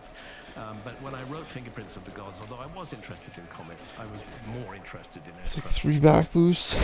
and the standard academic response to that is, look, Antarctica's been frozen for millions of years. It's so slow and that anyways. rules out the whole Earth crust If I just wasn't displacement slow, argument. would've been I good. think that even those who are still researching this field would prefer it to be the mantle rather than the crust of the Earth that moves. Again, it's very technical, that moves in one piece. But the idea There's is an Italian admiral called Flavio Barbiero who wrote an article for my website suggesting that Earth crust displacement could be kicked off by a comet impact which hits the Earth a glancing blow and causes a shift of this kind taking place. But by and large, I don't argue these days that Antarctica No. and Earth crust displacement are the mechanism we should be looking at. I'm much more interested in the very solidly scientifically grounded Younger Dryas impact. Back in 1995, when I wrote Fingerprints of the Gods, I was searching around for many possibilities that could have caused a global cataclysm in the range of 12 to 13,000 years ago, because that's what all the astronomy pointed at, 12 to 13,000 years ago. And Hapgood's theory seemed to me a very valuable and useful one. I still won't write it off. I won't dismiss it entirely, but I've shifted in the direction of the Younger Dryas impact hypothesis, simply because I'm in a constant argument with mainstream academia. No. And the issue to me, the most important issue to me, is the issue of a global cataclysm at the end of the Ice Age. What caused that cataclysm is a secondary issue. The cataclysm itself is the primary issue. And I found the Younger Dryas impact hypothesis a better, much more me YOLOing it scientifically more. grounded explanation for Just that trying to cut the fat a little bit. than the notion of Earth crust displacement. But do any archaeologists or any of these prehistorians dispute the Younger Dryas? There's still a lot of argument Look at around that. it. There's That's an about 8 60 pause. major scientists who are involved in the comet research group. They're all But I hit credentialed nothing. scientists. I hit They've all none of my published targets. dozens of papers in peer-reviewed journals, including Nature, including scientific reports, and many, many others on the hypothesis. But there's also a group of academics who are opposed to it and dispute that any impact ever took place. And then, even in those who do accept that the Younger Dryas was a cataclysm, some think that it may have been caused by solar activity rather than by comet impact. How would that work? Well, it could work at the end of the Younger Dryas. There are two moments in the Younger Dryas. The beginning is 12,800 years ago. It's a very strange moment in Earth history. This is when the world's climate, which has been warming up for a few thousand years, the Ice Age is still very much present. You have big ice caps on North America, big ice caps on Northern Europe, but it's been warming up gradually. And then 12,800 years ago, two things happened at once. First, a sudden That's cataclysmic like drop. that was most Cold. ideal. It gets incredibly cold. As cold as it was at the peak of the Ice Age more than 20,000 years ago. It gets incredibly cold, but then puzzlingly, there's a release of water into the world ocean. I say puzzlingly because when the Earth is freezing, you would not expect meltwater to be going into the world ocean. It should be staying on the ice caps. And I cite the work of Cesare Miliani and his work on the submergence of Bahamian corals. This is how do you know that sea level rose? There are certain corals that can only exist within a certain number of feet better, it of was the, less of the sea vertical. surface. And Because when- they need the sunlight. yeah, to- and when they Axis drown, movement. that tells you the sea level has risen. And they point to a significant sea level rise 12,800 years ago at exactly the moment of this deep freeze. The comet impact hypothesis explains that because it says Like that this the game, shock man. and the heat of the impact of large fragments of a comet on the North American and European ice caps would have been sufficient to release that freezing water into the world ocean. You do Cut the them. Gulf Stream. You just That's quit the out. central heating That's system what you of our do. planet. It's called the global meridional overturning circulation. It's these currents of warm and cold water that flow around the planet, and Yeah. the Gulf Stream was cut, and the Earth got extremely cold. So I think the comet impact hypothesis does best explain that. But So just real quick, so comet hits, Yeah. cuts the Gulf Stream. Cutting the Gulf Stream it cuts the causes- Gulf Stream because it releases a huge quantity of meltwater from the North American ice cap almost instantaneously. So the comet hits the ice Yeah, that is in North America and Europe. and Europe. That water cuts the Gulf Stream Yes. because it releases all this, which was frozen Freezing water Got you. goes into got the you. world ocean. And Temperature plummets. No. temperature plummets. But at the same time, there's much more potential water in the oceans, so that when the temperature does rise, now you have that meltwater. Well, no, so now we need to go on. 12,800 years ago, in the 1,000 or 1,200 years after that, that's a window when all No, the great like ice age what? That was so megafauna go late. extinct. Like why? There must be something I don't know about these Tiger, cutscenes. Woolly mammoths, mastodons, Whatever. giant sloths, the whole collection. Yeah. of- Just of cursed. famous Just a ice age cursed level. megafauna, they all go extinct in that window. And clearly they didn't go extinct for no reason. There's the cataclysm of the Younger Dryas that made them extinct. Have you seen the, oh God, what is the gentleman's name? He's a guy who I believe like excavates up in Alaska for gold. Pretty sure it is, I'm forgetting what it is right now. But they're like images of woolly mammoths who have had like their legs completely shattered, but they're intact. Yeah, And is this a boneyard that's been? Yes, found? yeah, It's the yeah, boneyard, yeah, yes, yeah, yes. yeah. That's right. That's very, very, very interesting. I've not been there. I've not looked into it yet, so I can't speak authoritatively about it. but it might speak to your opinion right there. Is like, What I can else would- say is that at Serradia de Lindosa in So Colombia, bad, there is an man. 8-kilometer long rock art panel dated to 12,800 years ago, which shows these megafauna. It shows many of the extinct megafauna from that period. To get back to the point, so we have this window of about 1,200 years where the Earth is very cold, the megafauna go extinct. But then 11,600 years ago, just as fast and dramatically as the Earth went cold, the Earth goes warm. You're looking Okay. at a 10-degree rise in global temperatures in a couple of hundred The years. fucking It goes back very, boost. very, in geological terms, very high. This is just rapid, such a very dumb run. fast. And sea level rises very quickly. And what is it? Didn't even called? get the door. 600 years ago, it's called meltwater pulse 1b. There's another collapse of the ice sheets and huge amounts of water go into the world ocean. Now that could realistically be caused by a sudden burst of solar activity, which melted down those ice sheets. But that's not what I go with. I still prefer the notion that we're dealing with multiple bombardments from comet fragments. And in this case, you're looking at a comet fragment that goes into a world ocean. That sends up a huge amount of water vapor into the upper atmosphere, creates a greenhouse effect, and accounts for the warming that takes place at that time. So two comets. One that cooled things down and one that heated things up. Yeah. Any idea why one would cool No. down and one would heat up? Depends where the impact is. If the impact's on an ice cap and it's releasing enormous amounts of meltwater into the world ocean, you're going to make the world very cold. If the impact's in a world ocean and it's putting a huge amount of water vapor into the upper atmosphere, it's a Got it. greenhouse effect. Got And it. the world is going to get warmer. It's all theory. It's not fact. What is fact is the sudden warming at the end of the Younger Dryas and the sudden freezing at the beginning of the Younger Dryas. So we're searching for explanations for that. We're That's what searching you for subscribe explanations. to. I've picked the one I back, but I'm not claiming that I have to be right. It's what I do think is really important is recognizing this was a global cataclysm. It was sustained. It wasn't just a minute. It went on for 1,000 years plus, and it's in our backyard. It's in very relatively recent human history. We're almost at the edge of history when we go to 11,600 years ago. That's Weirdly, the date that Göbekli Tepe in Turkey is built, 11,600 years ago.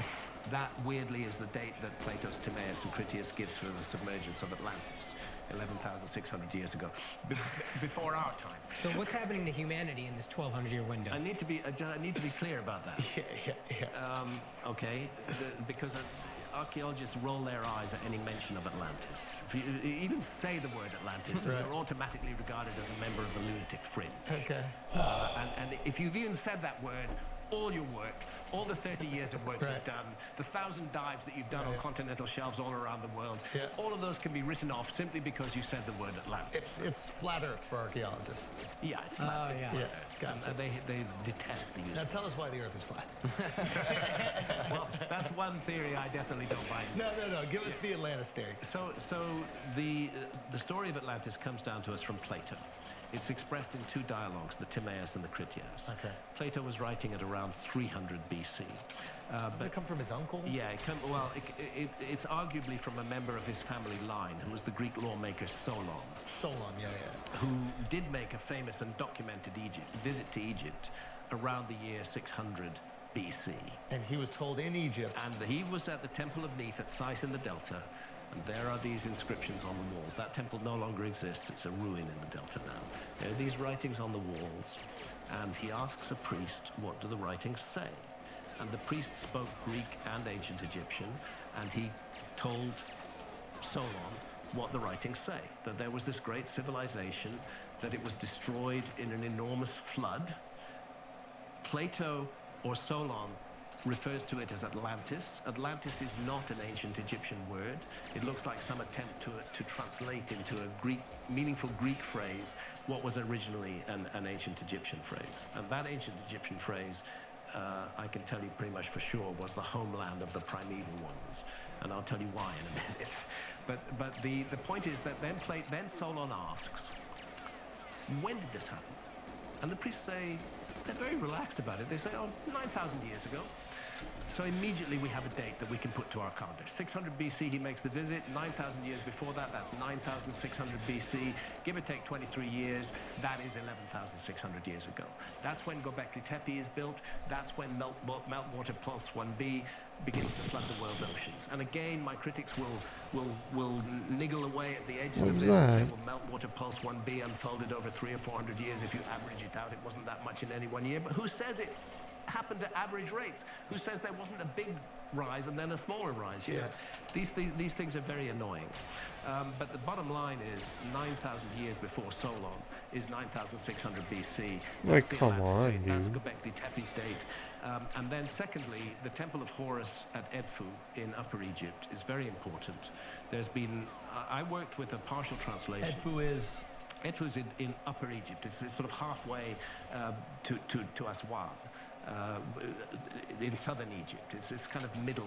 Aswan is the quarry, I believe, where they Aswan's the quarry where they got a lot of the granite that they brought. It's about 500 kilometers south, but Edfu's a bit further north than that. But it's also on the Nile. Now, the Temple of Horus at Edfu is a relatively recent temple, probably built around 270 BC by the Ptolemaic dynasty of ancient Egypt. These were Greeks who had overtaken ancient Egypt, but although they colonized ancient Egypt colonized their minds, and they became ancient Egyptians, more ancient Egyptian than the ancient Egyptians themselves in many ways. It's like when white people go to Hawaii. All right, guys, we're going to take a break real quick because you need to upgrade your room. If you still got posters hanging up in your room, that shit looks childish, and you have to upgrade. That's where Displate comes in. Displate is a one-of-a-kind metal poster that captures your unique passions. They are sturdy, magnet-mounted, and last a lifetime. You can customize, collect, rearrange them all. Displate has both branded and artistic work. They have over 1 million designs available. They got official designs from Marvel, DC, both. That's crazy. And the NBA. So whether you want to buy a Displate for yourself or gift a Displate, they have a Floyd Mayweather. I happen to be very good friends, brothers you could even say, with a massive Floyd Mayweather fan. They also have a Guardians of the Galaxy one. That same friend loves Guardians of the Galaxy 3. I could get them a Displate. Displate is unique, easy, it's safe and magnet mounted, so it takes 20 seconds. You don't gotta drill holes in a wall and then pay for it when you move out of your apartment or make your home look bad. Magnet mounted in 20 seconds. Displate delivers this product's worldwide in only 4 to 5 business days as well. So it's a perfect alternative, and really not alternative, upgrade for standard posters. To upgrade your room, go to displate.com/flagrant and use our code flagrant at checkout to get 20% off for 1 or 2 displays. 30% off if you buy 3 or more. So the more you buy, the more you save. Go to displate.com/flagrant. Oh gosh, I'm losing my mind. displate.com/flagrant right now. Now let's get back to the show. All right, we're gonna take a break real quick because if you're drinking, you might as well drink an adult beverage that's better for you, not some can of beer filled with a bunch of bullshit ingredients you've never heard of, or some cheap-ass vodka that's gonna make your hangover crazy and make your life worse. You need June Shine. They have tons of easy-to-drink, to-go, better-for-you adult beverage options. They got margaritas, vodka sodas, rum cocktails made with premium ingredients and no added sugar. Unlike traditional canned cocktails that can have 20-plus grams of sugar. Again, I don't drink, but if you're gonna drink something that is better for you. Got less sugar, got less carbs, not bullshit ingredients, and best of all, it doesn't give you that crazy, I just had a lot of sugar hangover. You give you a nice, light, bright buzz. June Shine can be found in over 10,000 stores across the country. It's available at all the big retailers you're already visiting for groceries and alcohol. Whole Foods, Target, Ralph's, Vaughn's, Bevmo, Kroger, all of them. We've worked out a special offer for our listeners as well, as we always do. At any store, you can buy 1 June Shine package and get the second one for only a penny. That's $12 to $20 off. Fuck that, though. The value dollar amount don't matter. You get 2 for the price of 1. I recommend trying one of their best-selling variety packs. It's a great way to try all their delicious flavors. So to do that, you go to JuneShine.com/flagrant Are you serious, bro? and text them a photo of your receipt, and they will Venmo you. Oh, it's my fault, Yes, but like, Venmo still, right in come your bank on, account. like, just You don't get, gotta wait just for a mailing like, rebate that you're gonna fucking lose. humor None of me. that, right in your bank account. Just do it. It's that easy. JuneShine.com/flagrant. Now let's get back to the show. Inscribed on the wall of that temple, not in the language of ancient Egypt as was spoken 270 BC, but in Middle Egyptian, which goes back to about 2000 Like BC. what? How did he Carefully not inscribed, pass we're away? informed that Like it's based on what? temple archives. See that a temple stood there before the Ptolemies rebuilt that temple, and it stood on the foundations of an even older temple. The archives were preserved. That's what's inscribed on the walls. It's inscribed in Middle Egyptian. It's about 2000 BC, and it tells the whole Atlantis story. It just doesn't call it Atlantis. It speaks of a sacred island. It calls it the homeland of the primeval ones. It speaks of a great serpent that comes from the sky and splits the island in 2. It speaks of a huge flood that arises and kills off almost all the divine inhabitants, apart from a few survivors, who then travel around the world. One of the places they go to is Egypt, and they make their first business to build primeval mounds in ancient Egypt that will be the No, I'm so places, terrible. the locations of all future temples and pyramids. The Edfu texts are very clear. Now, I just need to make this clear because I relied on Eve Elizabeth Raymond, who was an early translator of the Edfu texts. But recently, the Edfu texts have been completely translated, every single word, into German by a gentleman called Dieter Kurth, and they've translated it all into German. It would be nice if it were all into English because that's much more widely spoken. What does it say in German? The Well, Jews did not what it build says the in pyramid. German, it supports everything in the original translation. There's not a single part of the original translation that's debunked by this. It supports it, and it adds information that wasn't there, because the reference in those Edfu texts I need to to the practice destruction that of the door. homeland of the primeval ones is 7,000 years ago, but that's in Middle Egyptian, which dates back to 2000 BC, so it goes back to 9000 BC again. In 9000 BC is 11,000. Yeah, it brings us to the same date. So I think that Egyptologists have been too hasty to dismiss Plato's story. Real quick, so we can just understand what was said. The snake that comes down, like you said in the Netflix special, we can look at comets as potentially snakes. That Cosmic depicted as serpents. So this comet that comes and hits the island of Atlantis, that's like a direct shot. Yes. Right? Yeah. But so maybe it doesn't hit exactly the island, but it's hitting close enough where the effects of that hit are going to dramatically affect the island. And remember, they didn't call it Atlantis. They called it the homeland of the primeval. And what does that mean, the primeval ones? The ancient ones lived there. That was their homeland. They created the mounds. Who then, their survivors, who included 7 sages, traveled around the world seeking to rebuild their lost civilization. And we've heard this. And Egypt was one of the places they went to. Okay, now, some people say the Azores Plateau might be Atlantis. Have you ever been there? And maybe we can describe really quickly where that is. Well, it's in the Mid-Atlantic and on the Mid-Atlantic Ridge. The Mid-Atlantic Ridge is interesting because there's a phenomenon called isostasy. Isostasy is the Earth's surface is a little bit fluid. If you put a heavy weight on one bit of it, it's like the end of a seesaw. It's going to force the other bit up. So in Britain, we had an ice cap on northern Scotland. But right now, the Isle of Wight in the English Channel, far to the south, is sinking beneath the ocean. Why is that? Because the ice cap on northern Scotland pushed northern Scotland down and lifted up the Isle of Wight. Yeah. Since the ice cap's gone, the Isle of Wight is going back underwater. You see this in the islands off of Italy, like Capri is starting to shift and rotate a little bit. It's isostasy that causes that. Okay.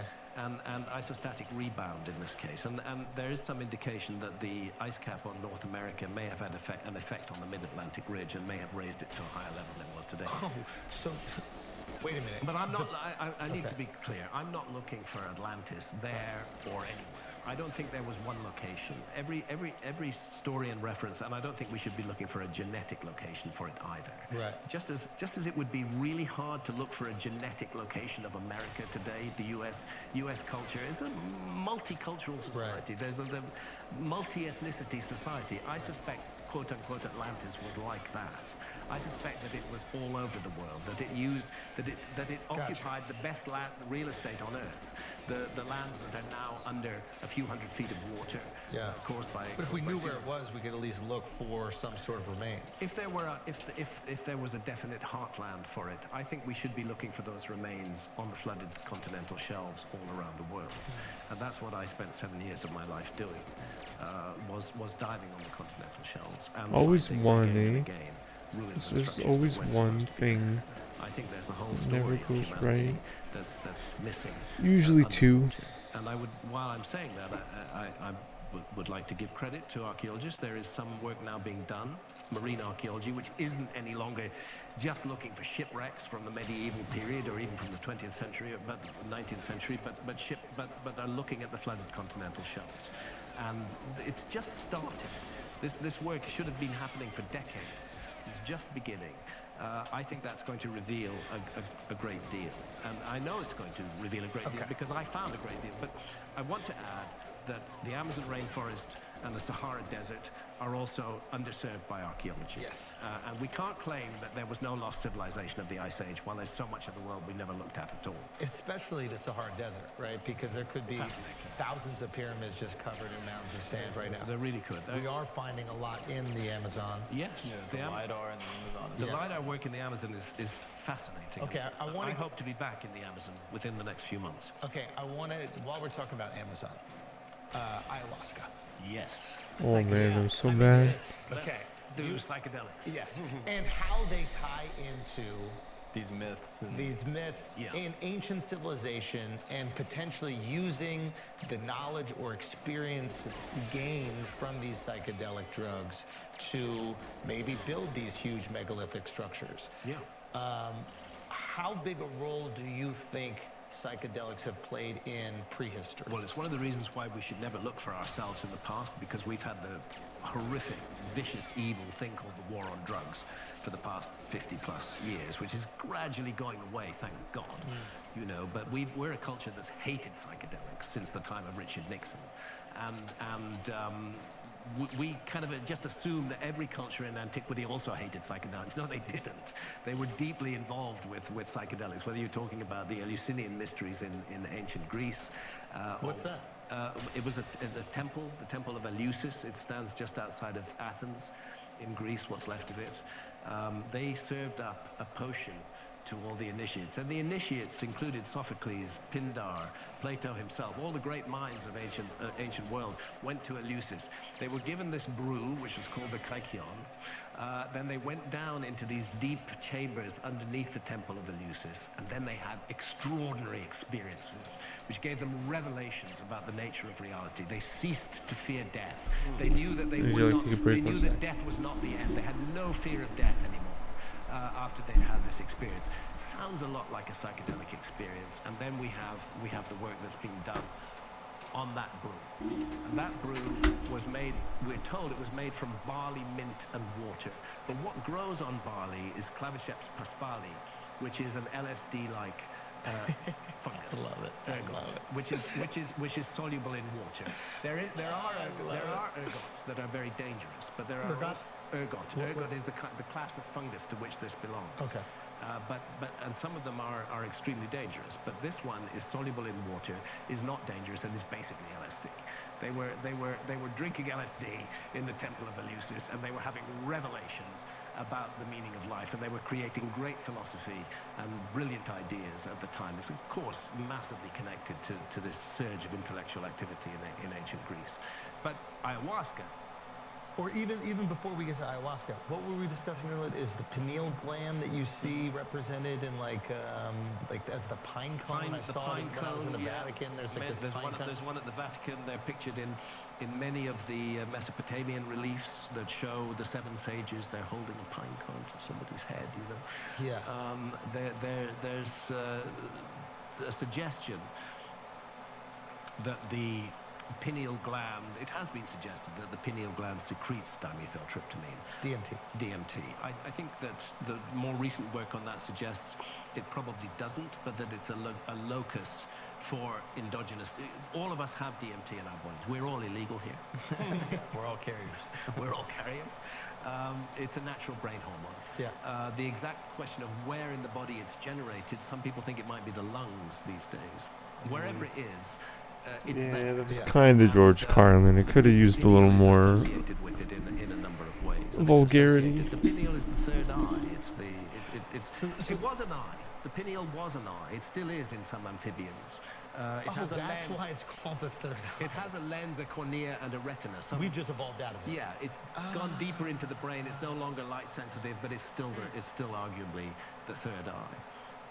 So the connection of the pineal and DMT is not absolutely clear, but there is likely some connection. Okay, so the idea of us looking for ourselves in the past, we're looking at how people build the pyramids, and we're going, well, you know, we have these cranes. Where are your cranes? Where are your cranes? Yeah. Instead of looking for the things that we are not utilizing, that they may utilize, which are psychedelic drugs, and maybe that gave them access to. It's stupid to use the word powers because I think it kind of dismisses everything, but maybe they give them access to some sort of like otherworldly knowledge that could have helped them create. Well, it's an interesting discussion, actually. Yeah. The interesting thing about psychedelics, one of the many interesting things about psychedelics, is for a start, new evidence that's emerging from scientific studies. At last, psychedelics have been taken out of the closet and are being examined for their therapeutic potential. And one of the things that it's very clear that psilocybin definitely does is mushrooms. Mushrooms, Yeah. which is closely related to DMT. It's a kind of orally ingestible form of DMT. They promote neuroplasticity. They cause new neurons to grow in the brain. They make us smarter. Let us pay great tribute to Terence McKenna, a brilliant thinker in this field, whose stoned ape hypothesis and whose book, The Food of the Gods, was one of the early recognitions that psychedelics may have been the trigger that took our ancestor out of millions of years of boredom and put them on the path that we recognize as modern humanity. Yeah. It's a perfectly reasonable thing. Also, the way that psychedelics are very helpful with depression is very interesting. And why is that the case? Depression, and I speak from experience because I've suffered myself from a long period of depression back in the early 90s. Depression is a very narrow, rigid frame of mind where you get locked into recurring patterns of thought and they're very negative, and you keep on repeating them to yourself, and you start hating yourself, and you just can't bear anything, and you're locked, and you can't escape from it. And what psychedelics seem to do is that they break that pattern. They just break it completely. And in this case, for depression, what seems to work best is a massive dose rather than microdosing. Microdosing is great as well. You have to snap yourself out of it. You've got to snap yourself out of it. There's also like, I think in depressive states, there's a narcissism wrapped into it. Maybe so, yeah. Not a narcissism in terms of like, I'm the best, look at me, everything's about me, but in the negative side of that. It's all about you still. Yeah. And that constant negative thought. But taking and having a psychedelic experience will make you realize maybe how small you are Yes. in the grand scheme of things, or how you are intertwined into the fabric of humanity, so it can break out of that. Yeah, I like Ego that. death will disconnect you from the universe conspiring against you. Yeah. Yeah. Exactly. You're not that important. And if you belong to a species that has been making the same kind of stone tool without any changes for more than 1 million years, two things are happening. Clearly cultural information is being passed down, and clearly you're locked in a very narrow frame. And then suddenly it changes, and our ancestors start producing this extraordinary cave art, this amazing cave art, whether you're talking about that site Serrania de la Lindosa in Colombia, or whether you're talking about Lascaux Cave in France. The art is stunning, and it is classically psychedelic art. It is featuring geometry, patterns of swirling dots, zigzag lines. There's Serrania de la Lindosa, and there's one of the extinct Ice Age megafauna with the arrow pointing at it up there. The geometry that's in there, the swirling dots, the sort of interlinked chains that are shown out there on the left. These are all classic psychedelic visions. Very often, as people enter a deeply altered state of consciousness, it starts with geometry and patterns, and then it manifests more into entities, and those entities are often therianthropic in form. Greek therion, wild beast; anthropos, man. They're part human, part animal in form. Not something that you see every day, but something that is very common in frequently common, very common in Egyptian art, and very, very common in deeply altered states of consciousness brought on by psychedelics, is the encounter with entities who then appear to communicate with us. And again, this is where the archaeologists roll their minds, because they like to think that consciousness is entirely local to the brain. It's all manufactured by the brain, and this is just our brain on drugs. Whereas in fact, the opposite seems to be true. The brain seems to be acting as a receiver for consciousness rather than as a manufacturer of consciousness. And what does that mean? Well, what it means is that we have to function in a very tough physical universe. This is this world. Yeah. We got to know the laws of physics, even if we don't know them, as written down in scientific textbooks. We got to know that if we bump into that wall, it's going to hurt. Yeah. We've got to understand all of that, and naturally, our main focus is on our physical survival in this physical realm. But what's useful for that is what is rightly called the alert, problem-solving state of consciousness. But there are many other states of consciousness that are available to us, and psychedelics unleash completely different state of consciousness from the alert problem-solving state of consciousness. And in that state of consciousness, we have these extraordinary experiences, and amongst those experiences, the most important are the encounters with entities that communicate with us. Now, we have a problem in trying to decide what is going on here. A very important project just underway at Imperial College in London, and another project that's going to be launched in Colorado, I think in Denver itself, within this year, where human volunteers, I hope to be one of them in Colorado. They turned me down in London because I've suffered from epilepsy since 2017. And there's no indication whatsoever that DMT would cause epilepsy, and I've smoked loads of DMT, and I know it doesn't cause epilepsy. Right. But understandably, having gone through all the legal hoops to get permission, they don't want me dying in their lab. Yeah. So they've not accepted me as a volunteer, but I'm hoping I might get accepted as a volunteer here in America. What it is extended release DMT, DMTX. DMT is normally it's just going to keep you high? Keep you high for an hour, yeah. Instead of, what is DMT, like 5 minutes, 10 minutes? And how long does it feel when you're high for 5 minutes, 10 minutes on DMT? Oh, when you're in the DMT space, it can feel like forever. So an hour is almost horrifying. Does time not exist? Well, yes, this is what many of the volunteers say, is that it's an alarming prospect to be in that space for an hour. They're being delivered it by drip constantly directly into their bloodstream. They can signal at any time, I've had enough, if they're really feeling overwhelmed. Yeah. But by and large, large, most of the volunteers went through with it. I moderated a panel with four of the volunteers. Anything interesting that they And say a about gentleman it? called Andrew Gallimore, who's invented the technology that's going to be used in Colorado. Yes, the very interesting thing is that all appeared to be meeting essentially the same entities. These are the gnome-looking Machine thing? elves. They might be machine elves, they might be gnomes, they might be therianthropes, but they're playful, they're tricksy, they're tricksters, and they convey knowledge. And they're also moral teachers. This is the funny thing. They make us confront our baggage. How so? Well, I can say in my case, I recently had an experience with the other kind of DMT, very recently, which is 5-MeO DMT. The DMT we're talking about is NN-DMT. Okay. And that is the one that most frequently produces entity encounters and the sense of telepathic communication with entities.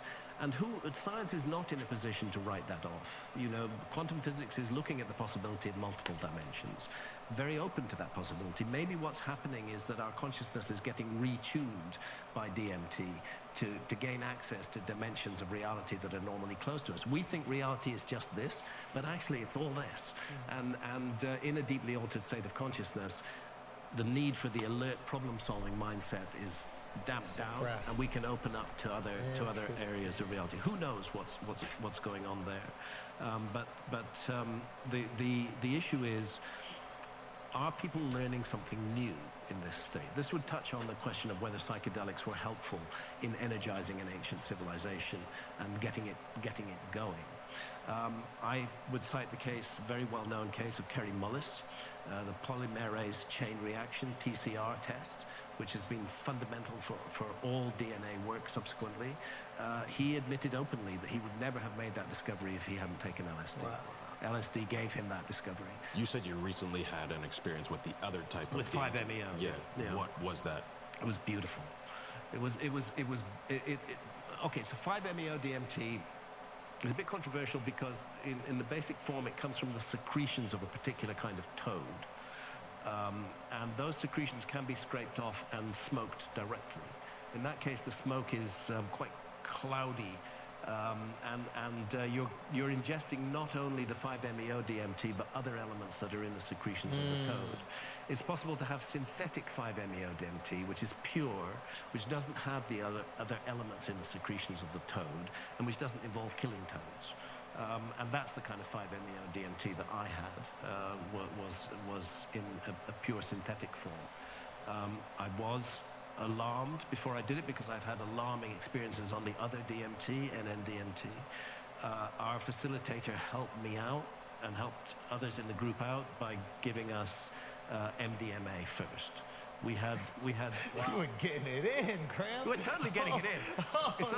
It's only the second time in my life I've ever experienced MDA. But it's great, MDMA, isn't it? What a great thing! It's amazing, dude. God, I mean, Yeah. it's wonderful. And Yeah. you feel so just overwhelmed with love. It's just such a beautiful thing. Yeah. So we had that 3 or 4 hours before we had the 5-MeO DMT, and then 3 at a time we lay down, and we first sat up to take one massive deep inhalation on the pipe, and then hold it in, and then release it, and then my wife Santa can do this and sit up. She does it with NN-DMT, and she did it with the 5-MeO as well. Just sit up, and she does these mudras. She's very, very present. I have to lie down. I can't be seated. I can't be standing up. I got to lie down flat, and I actually pulled on an eye mask as I was lying down.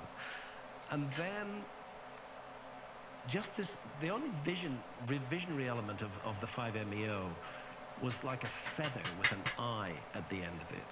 But most of it was about how I need to honor and respect and love my wife. And how That was the mudra she was doing, is to get you to see that. you know, that I have to, yeah. But that I have a problem with anger. I get angry too quickly, and that anger can be very hurtful to other people, and particularly hurtful to my wife. And it showed me that, and basically said, you gotta fix this. And how does it show to you? It Is it showed- intuition or it was more intuition. It wasn't a scene of me shouting, Yeah. but it was a recognition that that's what I do and that it's harmful and useless and it's harmful to me and it's harmful to everybody around So me. there's a communication with a celestial being without any words at all. Without any words, but you get it. The other thing the other intention that I set, I had 3 goes on the pipe on that day, with about an hour and a half between each one. And on the 3rd go, my intention was more selfish. My intention was that I should, could it help me to get rid of my migraine headaches? Because I suffer very badly from migraines.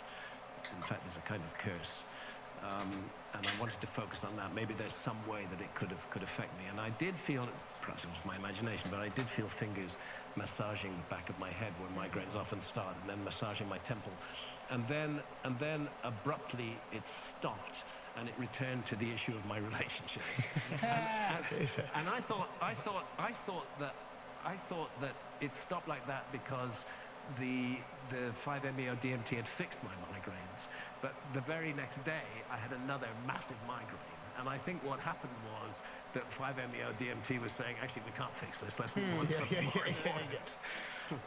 It was an extraordinary experience. I wouldn't recommend anybody to do it completely alone or any kind of DMT. I think it's important to have a responsible facilitator who's used to handling people in this state. Everybody responds in different ways. Yes. Some people can really freak out. But it's not necessarily a bad thing to freak out. It's not necessarily a bad thing to feel fear. But you want somebody around who's a sitter, who understands the medicine and who can help you through that. You said earlier that it removes you from the problem-solving consciousness Yes. state. Which And- we're normally in. We're Right. normally thinking of the next problem we have to deal How with. do we fit? And then I think oftentimes in that state, we're not dealing with the problems that we have internally. We're not dealing with the No. trauma, the relationship, those things. So it's Often we're blaming them on other people. exactly. Yeah. So what's kind of interesting to me is even the way that you describe it, it's put a pause on those problems that we feel like we have to solve in every second to do kind of like self-work. Inner work, yeah. I wonder what is on the other end of self-work. Like, I wonder when you get through a lot of those things that you need to work on, where else they can take you. Because I don't think they go, you're good, see you later. Maybe you start to seek some of that. Maybe you need to deal with all of your stuff before you're ready for that higher Or consciousness. maybe both things can happen all the time, because virtually every powerful psychedelic journey I have, and ayahuasca is certainly that, and my last ayahuasca journey was in 2019. DMT, NN-DMT more recently, and then 5-MeO DMT, they all sooner or later deal with my baggage. I carry a lot of baggage. Those of us who carry less baggage tend to have a gentler trip, but in my case, it's right in my face, and you've got to deal with it. And you keep going after it. I keep going after it because it's very useful teaching, and I keep slipping back into bad habits. So it's a reminder. Yeah, and it's really important to recognize that these substances are not a magic pill. It's going to fix you overnight. I think people use them as that. They're not. They're not. I think they've become trendy in a way, and I think a lot of people are seeking out ayahuasca because they're like, hey, I have this block, and if I just do this ayahuasca, it's going to fix it for me, and then it's done. Chances are Yeah. it'll be done for a few weeks, and then you'll fall back into the old habit. It's like a chiropractor or something. You have to carry on the work. Yeah, the real work begins after the session. So it's a recognition of what's going on. Stay charming. You always got to stay funny and charming. But as to novelty, Isn't that the truth? I mentioned Kerry Mullis and the polymerase chain reaction. The other interesting one is Steve Jobs and Steve Wozniak. Did I mention them? No, but they've been. They also were very forthright, particularly Wozniak, that the Apple computer would not have been invented without LSD. Wow. And Francis Crick, who's the discoverer of the double helix form of DNA, along with other colleagues, He was a regular user of LSD in the 1960s before it was illegal, and the 50s. And he also suggested that he first got it. He got the double helix form under the influence of LSD. So these are scientific examples of people who are making a quantum leap forward in knowledge as a result of their psychedelic experiences, not as a result of their alert problem-solving state of consciousness that we value so highly, but as a result of a completely other state of consciousness. In my case, the novelty I got was I was given a novel during 5 ayahuasca sessions in Brazil. I had never written novels before. I always write non-fiction, and I still mainly write non-fiction. But I was given a novel, given the whole plot of the novel, and I ended up writing that novel. No. The session was in 2007. I finished the novel in 2010. It was called Entangled. I had no idea that I had a novel in me, and perhaps my readers don't like it. I don't care. I found an area of myself that was new to me, and I was able to... The entire story existed to you? Yeah. Now, explain to me how it existed, like plot, beginning, middle, end, or existed like, character? I saw the principal characters, and I saw the setting. It was 2 young women, one living in the time of the Neanderthals and one living today, who were literally entangled in space and time. And it was the use of psychedelics in both times that enabled them to be entangled, and that they were brought together by an entity that they referred to. Sorry, my critics are going to go wild with this. They're going to drug shame me forever. But you know, they were brought together by an entity called the Blue Angel, whose purpose that there's a demon who travels through time called Sulpa, and he's seeking to destroy everything that's good about humanity, and he's doing that in 2 time frames, in the time of the Neanderthals and today. And this Blue Angel entity brings together these 2 young women in these 2 different time frames to do battle against the demon. That was the story that I was given, and that was the story that I wrote. Do you see it like a movie, or how does that present itself to you? I did see it a bit like a movie. Yeah, wow. I saw scenes. I saw my young character from the Stone Age, Rhea, throwing stones very brilliantly at her enemies, and I saw the connection between these two women, and the sense of a supernatural battle of good against evil, against which the human story is played out, and that ultimately we humans always have a choice. We always have a choice between good and evil. It might be at a very small scale, or it might be at a very large scale. If it's at a very large scale, it can do enormous damage to human society as a whole. If it's at a very small scale, it can do enormous damage to us and those immediately close to us. But it was that sense of that happening. Anyway, I didn't have a novel in me before that. I've never tried. Have you seen other works, not just literary works, but film, music, that you've immediately connected to and thought, oh, this is inspired by hallucinogenics? This reminds me of an experience that I had. Is there? It could be a cartoon for children. Avatar. Right? 100% or no? Like. Yes. But isn't Avatar from? What was that? The original. People say that. Pocahontas, I think. No. There's like a. Almost like an anime thing that people thought it was. I'm not sure, but somebody involved in that story was definitely experiencing altered states of consciousness. Apparently, JFK had experiences with psychedelics. I wouldn't be surprised. Oh, wow. Again, this is a mistake that our society has made, is to cut us. And maybe it's not a mistake. I don't really do conspiracy theories, but maybe it was a deliberate thing back when the war on drugs was declared. It's But we did a lot of research with psychedelics. Psychedelics lead people to ask questions. They don't leave us comfortable with the prevailing order of things, both in ourselves and with the way society functions. And we begin to become critical and questioning in a way that we might not have been before. Yeah. And I think this was felt to be dangerous. And they were demonized with lies and complete dishonesty, but they were. Do you remember when psychedelics were gaining popularity? This is what, 19...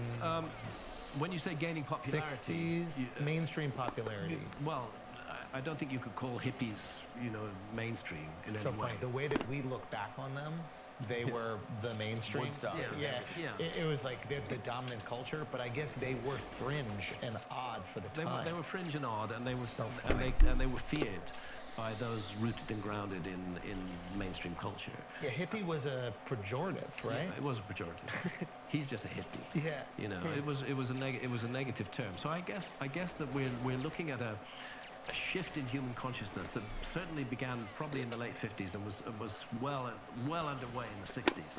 And had it been allowed to continue, it might well have transformed society in many, many ways. But then it was clamped down upon, and all these lies and propaganda were spread, false stories about how dangerous psychedelics are. I want to be very clear about that. Psychedelics are extremely serious business. Yeah. And this needs to be understood. I do not believe that psychedelics are for children, or cannabis for that matter. I think we'd be much better keeping them out of the hands of children if they were totally legal, and it was accompanied by wise advice. They can also unearth existing psychological issues. Yes, they can. You have to be really dangerous. Really careful. If you know, somebody's suffering from schizophrenia, psychedelics could be very bad news. And a lot of people don't know that they have schizophrenia. A lot of people don't, especially if they're. So there is an element of danger and risk, and this is why a sitter who's deeply experienced with the substance is. Sitter is your shaman, essentially. We haven't yet invented a word for shaman in Western culture, but we need to. The word comes from Tungus Mongol. It means one who sees, and it was then applied by anthropologists because they found that figure, that person who played that role, was found in multiple different cultures all around the world. And they said, let's just call them all shamans. But the word comes from a specific culture. We don't have a word for that in our culture yet. Facilitator or sitter are the ones that I use. This is one of the many areas where Western culture would do well to learn from indigenous cultures that have been using psychedelics responsibly for thousands and thousands of years. What is responsible psychedelic use to you? What do you start with? What do you do it with? Intentions, meditation, things like that. Yeah, it's intentions, meditations. It's not recreational. You're not taking it to have a party. You're taking it to make contact with the dead. Ayahuasca means the vine of the dead, or the vine of souls. Iboga is the plant that enables people to see the dead. That's what these things mean. There's so much of a connection to the afterlife with them, and that's a serious inquiry. You know, if you've lost a relative recently, and you've not had closure, it can be very beneficial to have an afterlife contact with that person. And many people report this experience, and I've had the experience myself with Iboga. Really? Yeah, I met my dad. He passed away shortly before that. Now again, the scientists could say, you were just fantasizing that, it was just your imagination. But I met him. Fuck the scientists. And so what happened? He came to me in the vision. It was shadowy, but he basically made me feel okay about the key issue, which was I was not with him at his death. And I was haunted by that. And after that, I didn't feel haunted by it anymore. And increasingly with my experiences with psychedelics over many decades now, I have no fear of death. I don't fear death. I do fear pain. I do fear humiliation. Old age, I'm 72, 73 next birthday. You know, I have to be realistic about this. I only have so long in this incarnation. As we get older, our bodies get infirm, get weaker, we become more and more dependent. I don't like being dependent on others in any way. And I detest pain. And I would like to, who doesn't? And I'd like to avoid it as much as possible. But death, I don't fear, and I'm not even anxious about it. When it comes, I regard it as the next great adventure, and I hope that's what it's going to turn out to be. But who knows? Nobody can say the definitive word on death. Yes, our bodies die, but does our consciousness die? We don't know that. Any scientist who says you're just a meat robot, there's nothing else to you but your physical body, they're stating an opinion, not a fact. So for me, it's the beginning of a next great adventure, and I think psychedelics they've helped me with this, and I know from the recent science that's being done that they are helping people who are terminal, who are anxious about death. Again, psilocybin is the one that's most generally trialed in this respect. They tend to lose the fear of death. They don't fear it. And losing the fear of death is, I think there's a difference between a fear of death and a fear of maybe missing out on what's going on. For example, like let's say you were to do some sort of like rock climbing thing with no ropes. You would probably be afraid of dying I'd be afraid of falling, and I wouldn't. Look, I regard life as a precious gift. I am fortunate enough, and so are you, and so are all of us in this room, to have been born in a human body. Yeah. And to have this big brain, and to be able to make choices between good and evil, and to live the experience of life. This is a theater of experience. We will come into it as children. We will go through it all our years. We will be confronted by all sorts of opportunities to learn and to grow and to develop. And I regard that as a gift. So I'm not into taking foolish and unnecessary physical risks. I have taken them when they're necessary. Santa and I both nearly lost our lives more than once during our diving expeditions. We've been into war zones on our research. We've had bullets fired at us. If the risk is worth taking for a project that I'm pursuing that is close to my heart, I will do it. But I won't foolishly or unnecessarily take a risk. Seems like a waste to do that. Risk in itself has no virtue. It's necessary risk that has some virtue. But I don't know if that answers your question. It does. Yeah, because I think it's important to have a fear of death. Yeah. And I think as we have more things that we don't want to leave, loved ones, family, the beautiful things that success brings, I find myself going, is it worth doing this stupid, frivolous activity where I could potentially lose out on all these beautiful things that I've been able to get? Exactly, no. It's not. So that's not the type of death. No. I'm speaking to you as a man whose next birthday is 73. And you're like, one of these days, it's going to happen. I mean, in truth, it's the door of death stands right beside us, all of us, every minute of every day. Yeah. It can happen at any moment. Yeah. Whether through an illness or an accident, you can be gone, just like that. But by and large, as you get older, it does get closer. Yeah. And you start to think about these things. And then inevitably, I've thought, well, I don't know how long I have left. But what is clear to me is that I'm not going to hasten my death.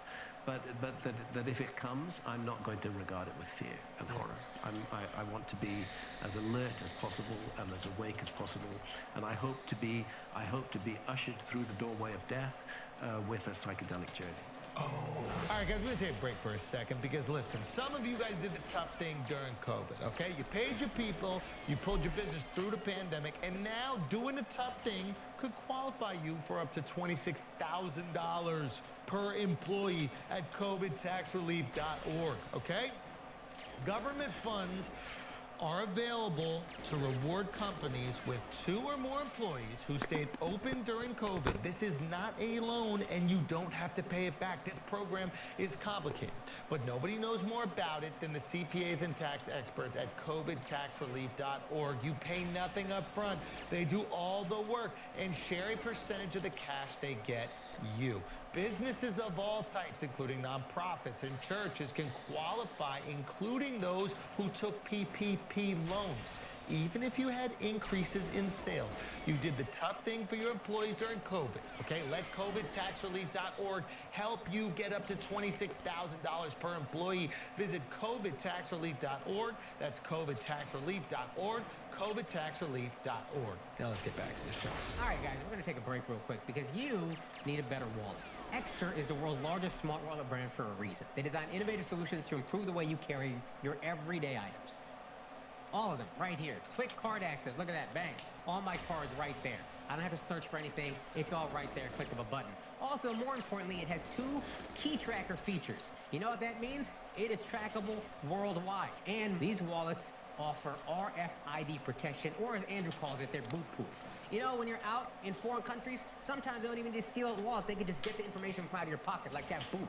RFID protection, that means it's skim-proof. So if you're maybe in Greece when this episode comes out, this is the wallet that's perfect for you. And more importantly, Flagrant, as always, will hook you up. So if you check out these wallets at shop.extra.com/flagrant, you'll get up to 25% off site-wide with the code Flagrant. Again, that is shop.ekster.com/flagrant. You get up to 25% off with the code Flagrant. Now let's get back to the show. Are you spiritual? Like, do you believe in God, or are you... I'm not a Christian. I don't belong to any of the mainstream religions. I don't, and I haven't for a very long time. But I think that... That was, like, ideal. I think that life is an enormous mystery. This is 23. And that fundamentally for want of a better word, it is a spiritual mystery. We're on a spiritual journey here. I think that the mainstream religions have narrowed that journey down into dogma and into creeds, where in most of the mainstream religions, most of the time, whether we're talking about Christianity, Judaism, or Islam, the Abrahamic faiths, the monotheistic religions, people, there are exceptions, but a lot of people are not having any direct contact with spirit. They're being taught what to think. They're being told what to think by basically a bureaucrat who happens to be a priest or a rabbi or a mullah who's saying, these are the teachings, you must adhere to these teachings, and actually if you don't adhere to them, we're going to censor you in some way or another. To me, that's no more spiritual than doing business out on the stock exchange. It's just it's an expert telling me what to think. Whereas a spiritual experience is direct contact with the quote-unquote divine, which is not necessarily some old bad-tempered guy sitting up on a cloud. Far from it, as a matter of fact. That is not, in my view, that is a misrepresentation of what spirituality is. And we could get into all kinds of controversial areas here. Have you been in direct contact with a higher power through your experiences? Yes, on psychedelics, I've particularly on ayahuasca, I have felt the presence of the entity that I call Mother Ayahuasca. And felt the mother. I felt the mother, and I felt her teachings, and I felt grateful. What was it like? In the most compelling case, she took the form of an enormous serpent who wrapped herself around my body. Serpents always coming back. They're always coming back, and Mother Ayahuasca often takes the form of a serpent, sometimes takes the form of a jaguar, sometimes takes, not the motor car, the puma, and sometimes takes the form of a human being. Is there any fear? The message was, no, I didn't feel fear. I felt enormously. Was wrapping around. No, I felt enormously comforted. And again, I got a message that I've had many times: is that you won't be good at giving love to others if you don't love yourself. If you're constantly hating yourself. And I've gone through long periods of my life where I have felt very negative about myself. So that was a positive experience for me. I would say every experience I've had with ayahuasca has been positive, even the most challenging ones. Yeah, what was the terrifying. toughest? The toughest experience I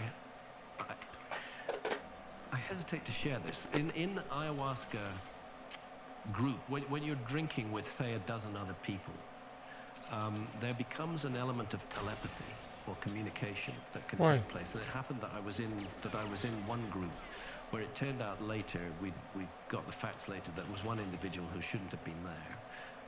In ayahuasca, there's a tendency for you to lower your barriers. Your heart opens.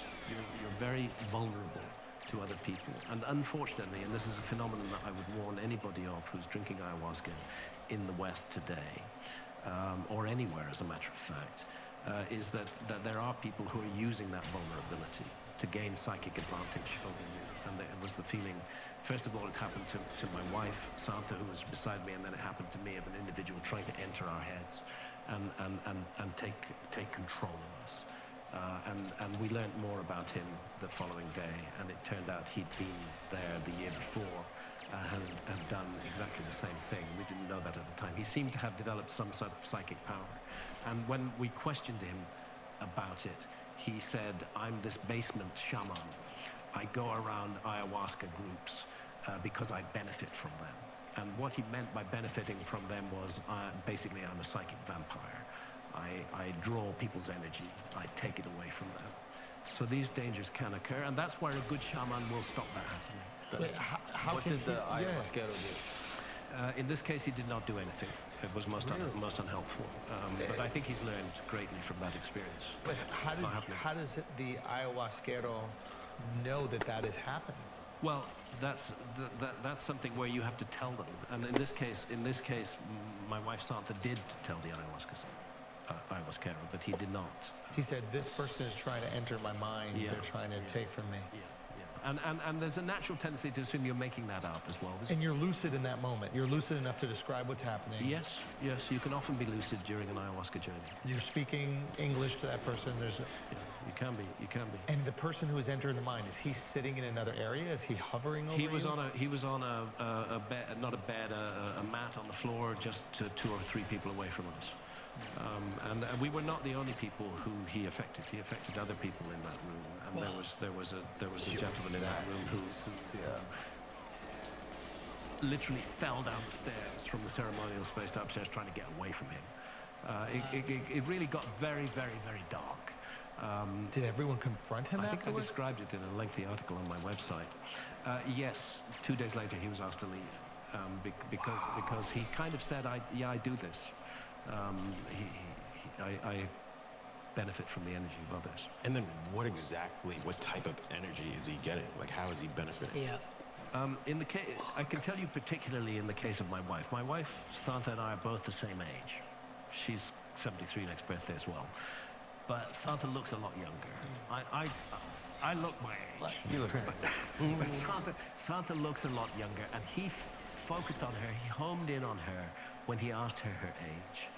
And she told him his age, and he said, "You're that young."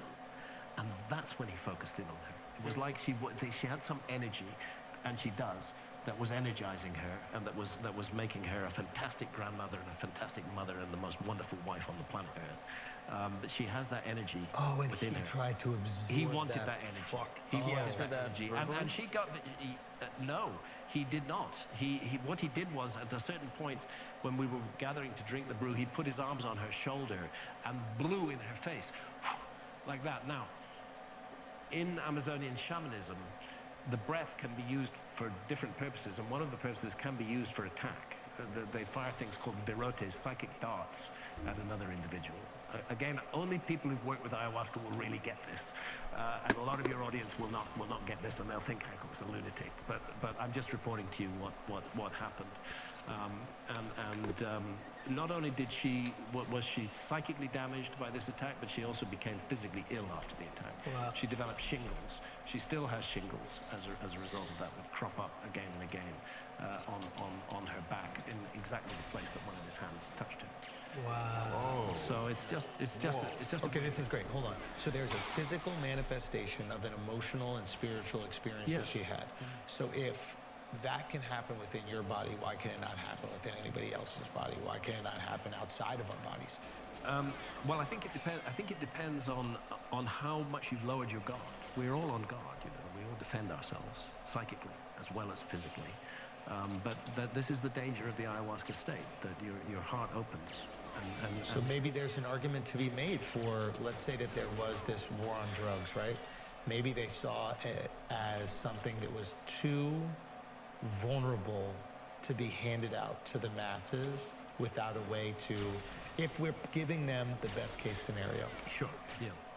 I don't think that we want to treat the theys, whoever the people in charge is, with best case scenario, but this is a very vulnerable situation. You use people, you're seeing a perfect example of somebody using it for nefarious intent. Like, imagine the average person doing it on a Friday. I spoke to a psychologist that does psychedelic therapy, and he even reported in a clinical trial these telepathic sort of revelations.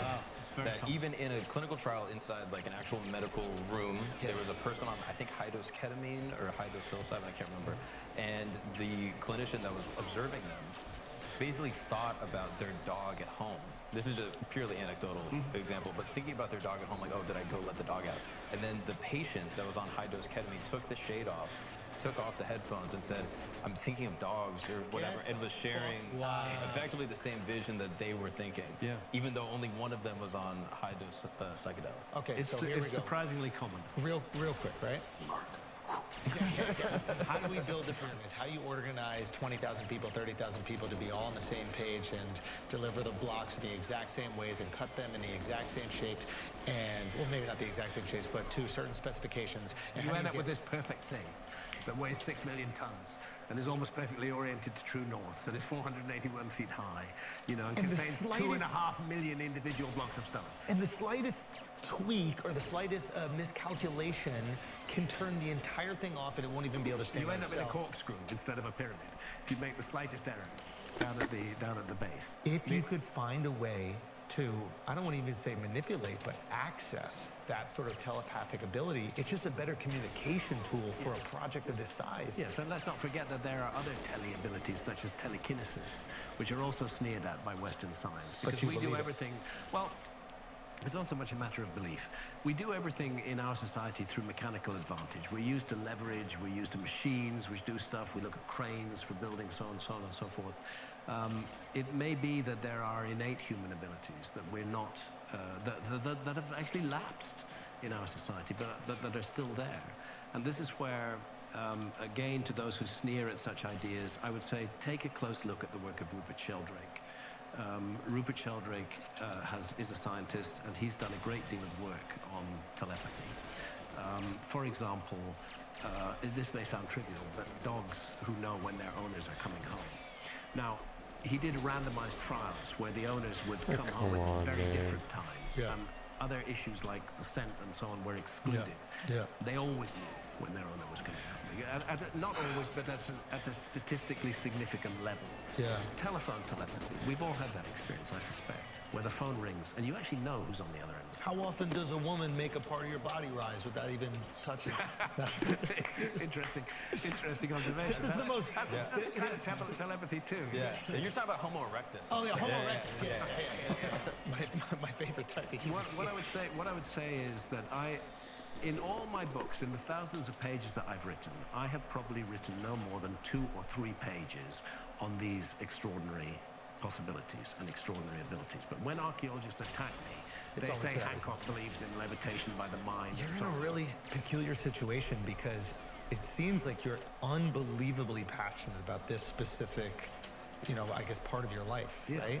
Yeah. But writing about it, even speaking on it, I even can tell as we're talking about it right now, you're like, people are going to use this to discredit this other thing that I've dedicated my entire fucking life to. Oh man, what a tricky situation. It is a tricky But we don't do it to other people, right? Like we don't look at Wozniak and be like, your computers aren't good because you right? No. You should have just invented Apple. That's because there's a narrative about the past, which archaeology tells, and it's supposed to be a pretty much straight line evolutionary story.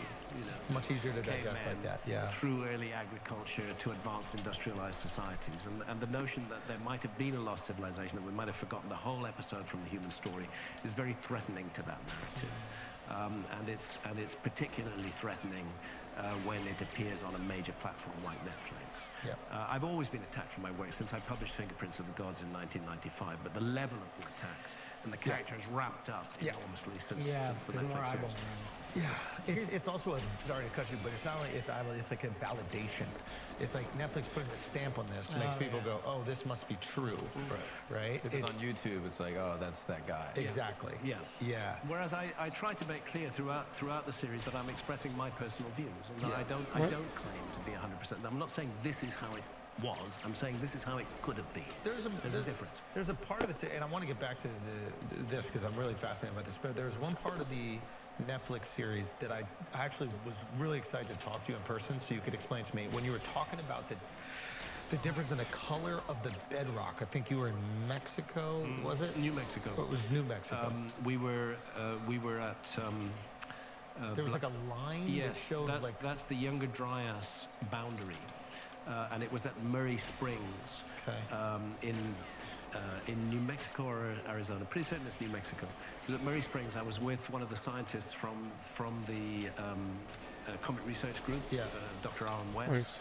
And he was showing me the Younger Dryas boundary. Well, it's about the width of a human hand, and you see it running all the way through this draw. Now, we see it at all because there was a flash flood which cut the draw down, and the sides are exposed. It was always there, but you wouldn't know it was there unless the land had been cut and opened up as it was.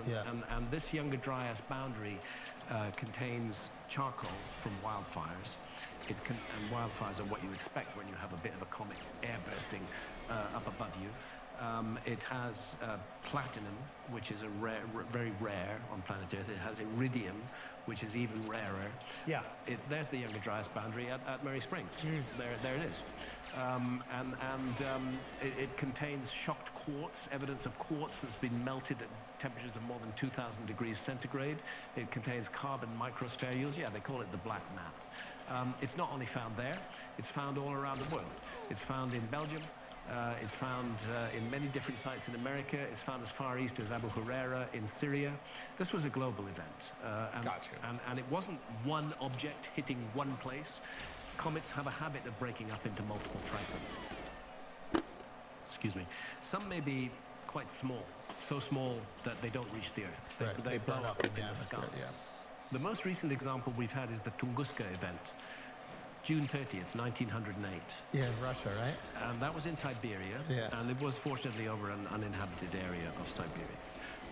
They calculate that that object was maybe 60 to 100 meters in diameter. Yeah. It did not reach the Earth. It blew up in the sky, therefore there's no crater, but it flattened 2,000 there, the flattened trees, 2,000 square kilometers of trees were just flattened. And they're flattened by air? Yes, the massive pressure releases. It's like an atomic bomb going off in the sky, a massive pressure release. Oh, so instead of the mushroom cloud going up, the mushroom cloud is pointing down at Earth. Gotcha.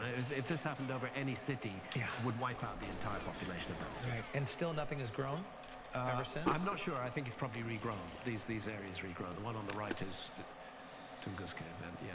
I'm not sure because I've not been to that part of Siberia.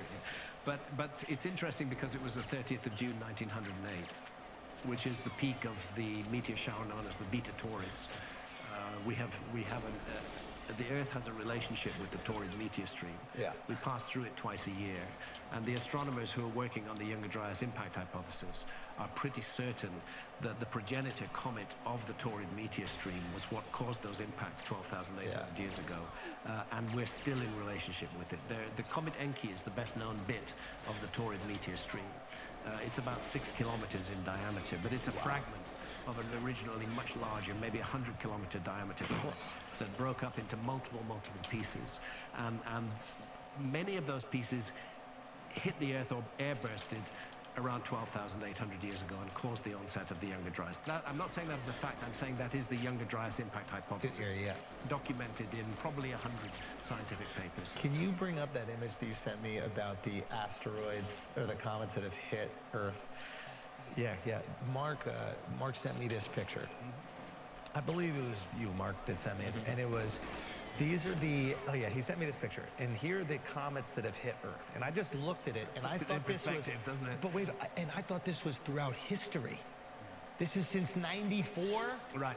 1994? Yeah. It's like the universe is telling us to wake up. Rogan said, we exist in a shooting, we live in a shooting gallery. Yeah. It's a matter of time. It's absolutely a matter of time. And particular attention needs to be paid to the Taurid meteor stream. Because we go through it twice a year. No matter We go what, through it in late October, early November, and we go through it in late June, early July. And it's 30 million kilometers wide. It takes 12 plus days for the Earth to pass through it on its orbit. Yeah. There are large objects in it. There are many small and harmless objects in it. Yeah. It's only a matter of time before we going through it right now. Have an encounter. Before we have an encounter. And to clarify, some of those are actually just asteroids that explode, I guess, in the Earth's atmosphere. So it's not just... The vast majority do. Sometimes they'll hit. Sometimes there have been recent cases of a bit of an asteroid or comet that's hit a house. Really? Yeah, there have been 2 recent cases this year. Yeah, there was a woman in Alabama that was hit by a large asteroid that left a bruise on her leg. I'm pretty sure, yeah. They do make it to Earth sometimes. The vast majority are airbursts, but they shooting stars, But they do make it to Earth. So we are in a cosmic shooting gallery, and attention needs to be paid to it, and not because we have to live in fear of gloom and doom and our planet is going to be destroyed, precisely because we have the ability and the technology now to do something about avoid it. Yeah. If we pay attention to it, rather than paying attention to all the shit we are paying attention to, like making war on each other and investing vast quantities in weapons systems to kill one another on a scale. This is the human race has got its priorities wrong. We're still locked in a frame of mind, a state of consciousness that is not serving the human race anymore. It's based on scarcity. It's hatred and fear and suspicion. The media are particularly good at that. It's great because it gets audiences, but it's so unhelpful, you know, when we should be spreading love and confidence and hope. So how do we allow people to experiment with mind-altering drugs without it being abused? My concern when weed became legal was that it was going to be immediately abused, and not in terms of the quantity used, the potency of it. Like the weed now, it's not even reminiscent of weed, I feel like, right? It's like this is, if we're actually trying to get to like the natural part of it. I bought some New York edibles last night. Ow. Well, first of all, it's little pieces of chocolate, and each one contains 25 milligrams of THC. Why would you need 25? They're tiny. Well, it depends how much you use it. You know, if I use cannabis very regularly, which I sometimes do, Right. And I really want to get seriously stoned, I might need 40 milligrams. Really? And I felt in need of more than 25 milligrams last night for various reasons. But you know, trying to slice that second piece up with a plastic knife wasn't very. And I think I just possibly had a little bit too much. Also, Very potent, you know. apparently heat activates the THC in a different way. Is that right? Like when it's baked versus like when you smoke it?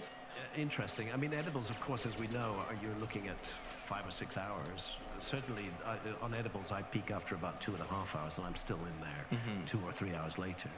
Whereas vaped, if I'm writing, I prefer to vape cannabis because I can titrate the dose. I can keep myself just at the place I want to be without falling deep into. Yeah, where you can't even write anymore. Yeah, where I can't write anymore. Yeah. So you know, the uses, there are different uses and So purposes how do for we? it. But how do we do that with the Well, with first of all, psychedelics? you legalize everything because the hasty and careless and irresponsible use of these substances is largely happening because of the illegal regime, and there are people making money out of pushing and selling these things as drugs. The first thing to do is to make them all legal. And I think but legal for adults, not legal for children. It would be much easier to explain to, you know, our teenage son or our teenage daughter that we would like him or her to hang on until they're 21, because when you're 21, you can do whatever you like, just like everything else in our society, as long as you don't do harm to others. And you know, as I often point out, we have multiple laws already which completely govern every issue of doing harm to others. What's bizarre about the war on drugs is that they govern what we may or may not experience in our own consciousness while doing no harm to others. I think it'd be much easier to explain to a teenager who's keen to get started, this is very serious matter. Take your time.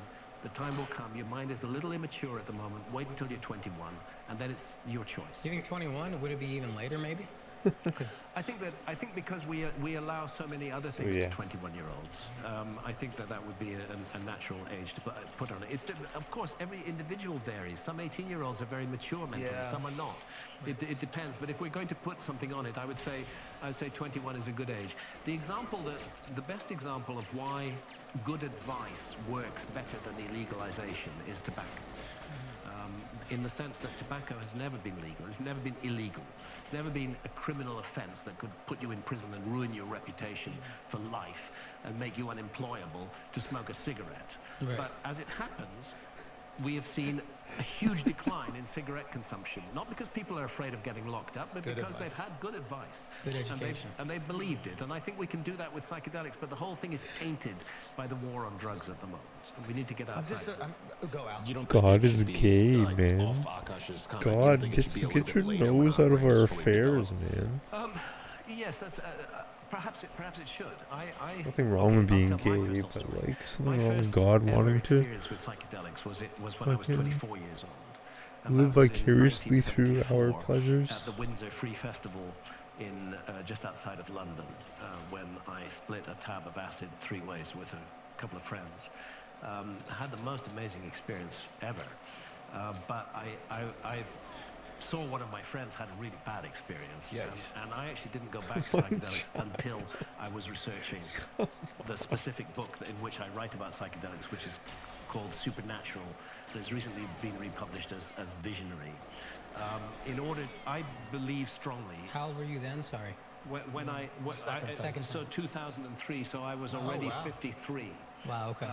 Between the age of 24 and the age of 53, I had no psychedelic experiences at all. I also did not consume cannabis as a young adult. I was 38 when I started cannabis. Yeah. Same. 38 actually. And I initially found that it was something that I would have of an evening to help me get off to sleep.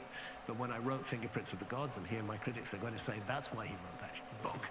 When I wrote Fingerprints of the Gods, I decided to experiment with basically smoking all day, which I switched to vaping. Interesting. It relieves the physical boredom of sitting in that chair for hours and hours every day. Yeah. And I feel it helps me loosen up connections in my mind. It doesn't work the same for everybody. I don't get dreamy or dopey or lose connection. I stay focused. So I was 53 when Santha and I went down to the Amazon and had our first ayahuasca experiences in 2003. And I was 38 when I started to become acquainted with cannabis properly. Yeah. So I don't know.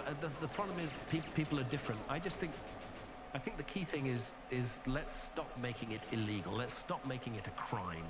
Let's stop shaming people because they're interested in psychedelics and ruining their lives.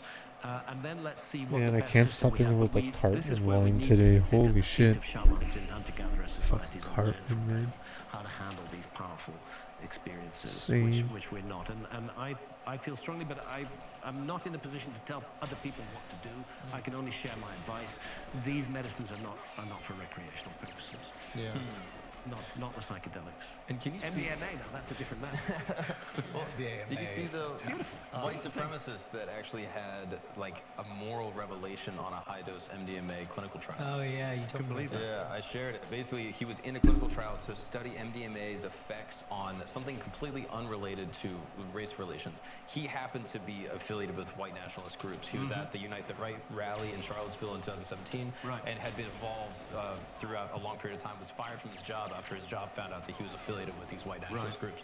He happened to enroll in the trial, did the study, and then as he left the study, he basically elected to discontinue and said, I have to go do some work. Look up my name, you'll see my history, and you'll see why I have to leave. And then basically re-engaged with the researchers again to say, I was a white supremacist, and through this chemical that gave me dramatic empathy, I now understood why I was in such a hateful place, and I just needed love in the first place. Yeah, absolutely. This is That guy's racist. Like, if you gotta be on Molly to like black people, bro, you are racist. Now, obviously, not everyone has this experience, but it is interesting. You know, human beings are filled with all kinds of prejudices and all kinds of ideas about other human beings. And I think one of the great things about psychedelics is they can shake that up. They can shake it up and get us out of these fixed patterns. But the question of legalization is complicated. I'm against bureaucracies. I'm against government. I think governments are the most unhelpful things in the world today, next perhaps to the mainstream religions. I think they're causing so much misery and chaos. If you're in government, it's in your interests to maximize the negative light in which you put any kind of opposition. That's what politicians do, and it happens at an international level where one state So hates there's on no another exchange of ideas. There's no exchange of ideas. And collaboration. you know, it would be a thoroughly good idea if every leader of every country, anybody running for political office, were required to have a dozen sessions of ayahuasca. ayahuasca. Yeah. That would be the prerequisite. Yeah, that that's was? the prerequisite. You don't apply for the job. If you haven't done this is the bar that you have to set. You have to have a dozen sessions of ayahuasca, and then you can apply. Yeah. Or if you just gave the alt-right Molly, that would probably help a lot. What is a Molly? The alt-right Molly is MDMA. MDMA. Oh, it's MDMA. I don't know. yeah. It's also called ecstasy, right? Ecstasy. Yeah. Oh man, yeah, we've had some. This experience I Great times. had with MDMA was my first real experience. Okay, so when you first try it, you've never had it before. You are familiar It's with not quite true. I had it once at Burning Man. Oh, dude, you go to Burning Man? Yeah, years When ago. did you go?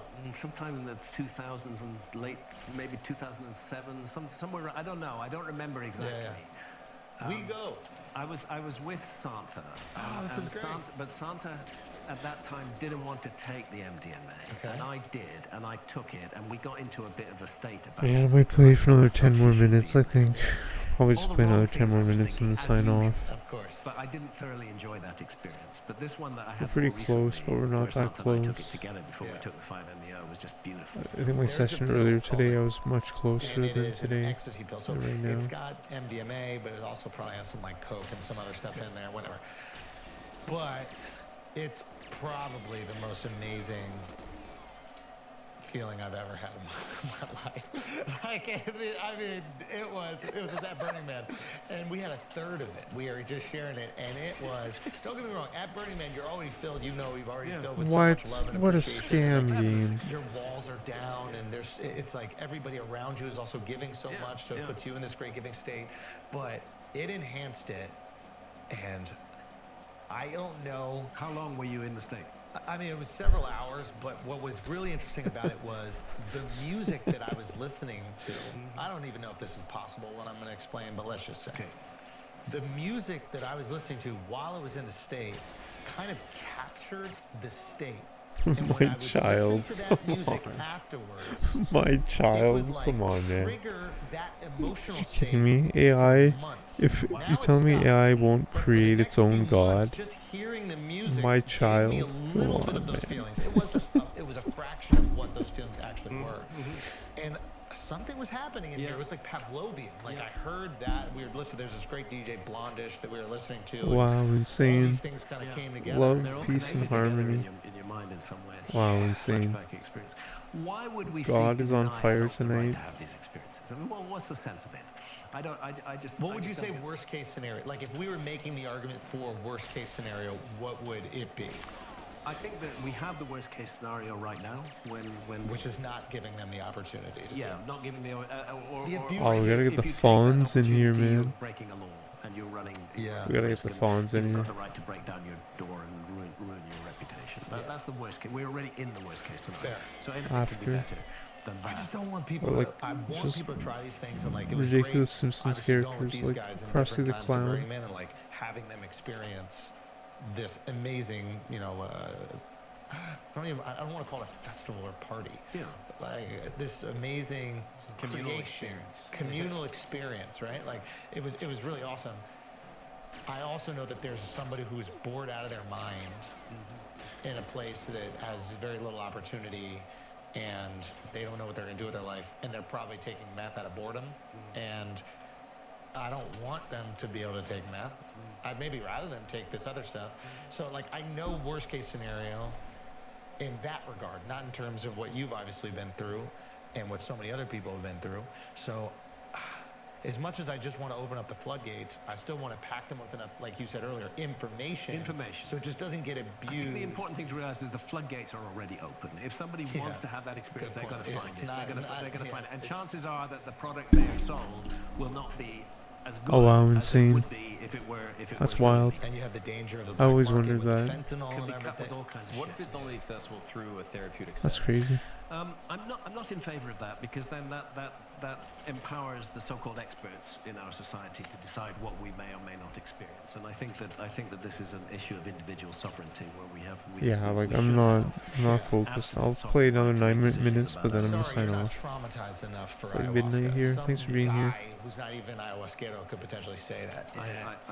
I don't want it to be that way, but Like, I I'm do not. want people who would like to experience psychedelic therapy, where therapy is offered with it, to have the opportunity to do So maybe the question is and like this issue of end of life and old people's homes, you know, I would like to pay tribute to Amanda Fielding, who runs the Beckley Foundation near Oxford in the UK. Amanda is now in her early 80s. She has been a vigorous advocate of psychedelics since the 1960s. She has funded a lot of the great research that's now going on in scientific labs into psychedelics.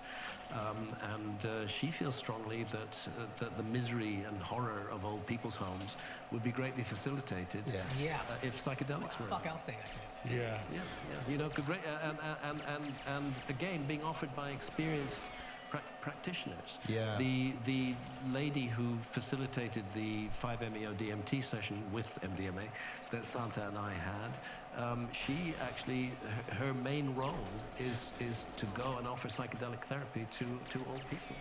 but it's having to be done under, under the carpet rather than above. It's a bummer. Have you experienced holotropic breathwork? Yeah, I'm not very good at it. I need to do more work. I know that it can be beneficial. I have tried, but the monkey mind, keeps going off in other directions. Yeah. And psychedelics work better What for is me. But that? perhaps I'm just being lazy. Well, you put yourself into an altered state of consciousness through breathing, Yeah.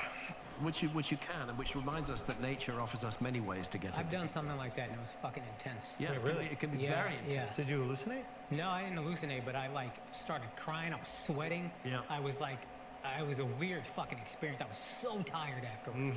So Some tired. people This suggest is relatively it's recent. a natural release. It's just like, it was Maybe. like a coach. Maybe so. Yeah. Maybe so. Yeah. Anybody who's really, really interested in the whole DMT story, I highly recommend the work of Dr. Rick Strassman from the University of New Mexico. Okay. His book, DMT, The Spirit Molecule. He was the first scientific researcher to work with human volunteers in DMT legally in the 1990s. And Rick is a beautiful person, and he's written a fantastic book about that experience. And he will be involved also in the new project that's going to take place in Colorado. So highly recommend Rick Strassman, DMT, The Spirit Molecule. Yeah. So Aliens.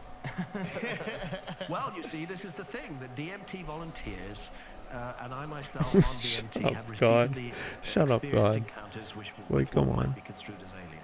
You're Again, giving me I'm quality over instinctively opposed to quantity? being Come on, God. and so I would like to point out, and I went into this in depth in my book, That's right, though. Visionary, now titled Visionary, used to be called Supernatural, that the experiences that shamans have you, with God. spirits, the experiences that people in the Middle Ages up until about the 1950s He's right, he is, I know. had with fairies You and can't elves, argue. and the He's right, he experiences is that people right, have man. with aliens He's totally today, right. they're all the same experience, construed It's through different right. cultural lenses. Says it's The details it of the says it's no experience in every sex. case are almost identical. I asked Once you if- get down what to the gender and sex phenomenology and is. It examine the says exact experiences that are reported, it turns out none. that they're all the It's same experiences. It's beyond just it. that different cultures construe them in different ways. And right now we're construing those encounters as encounters with aliens.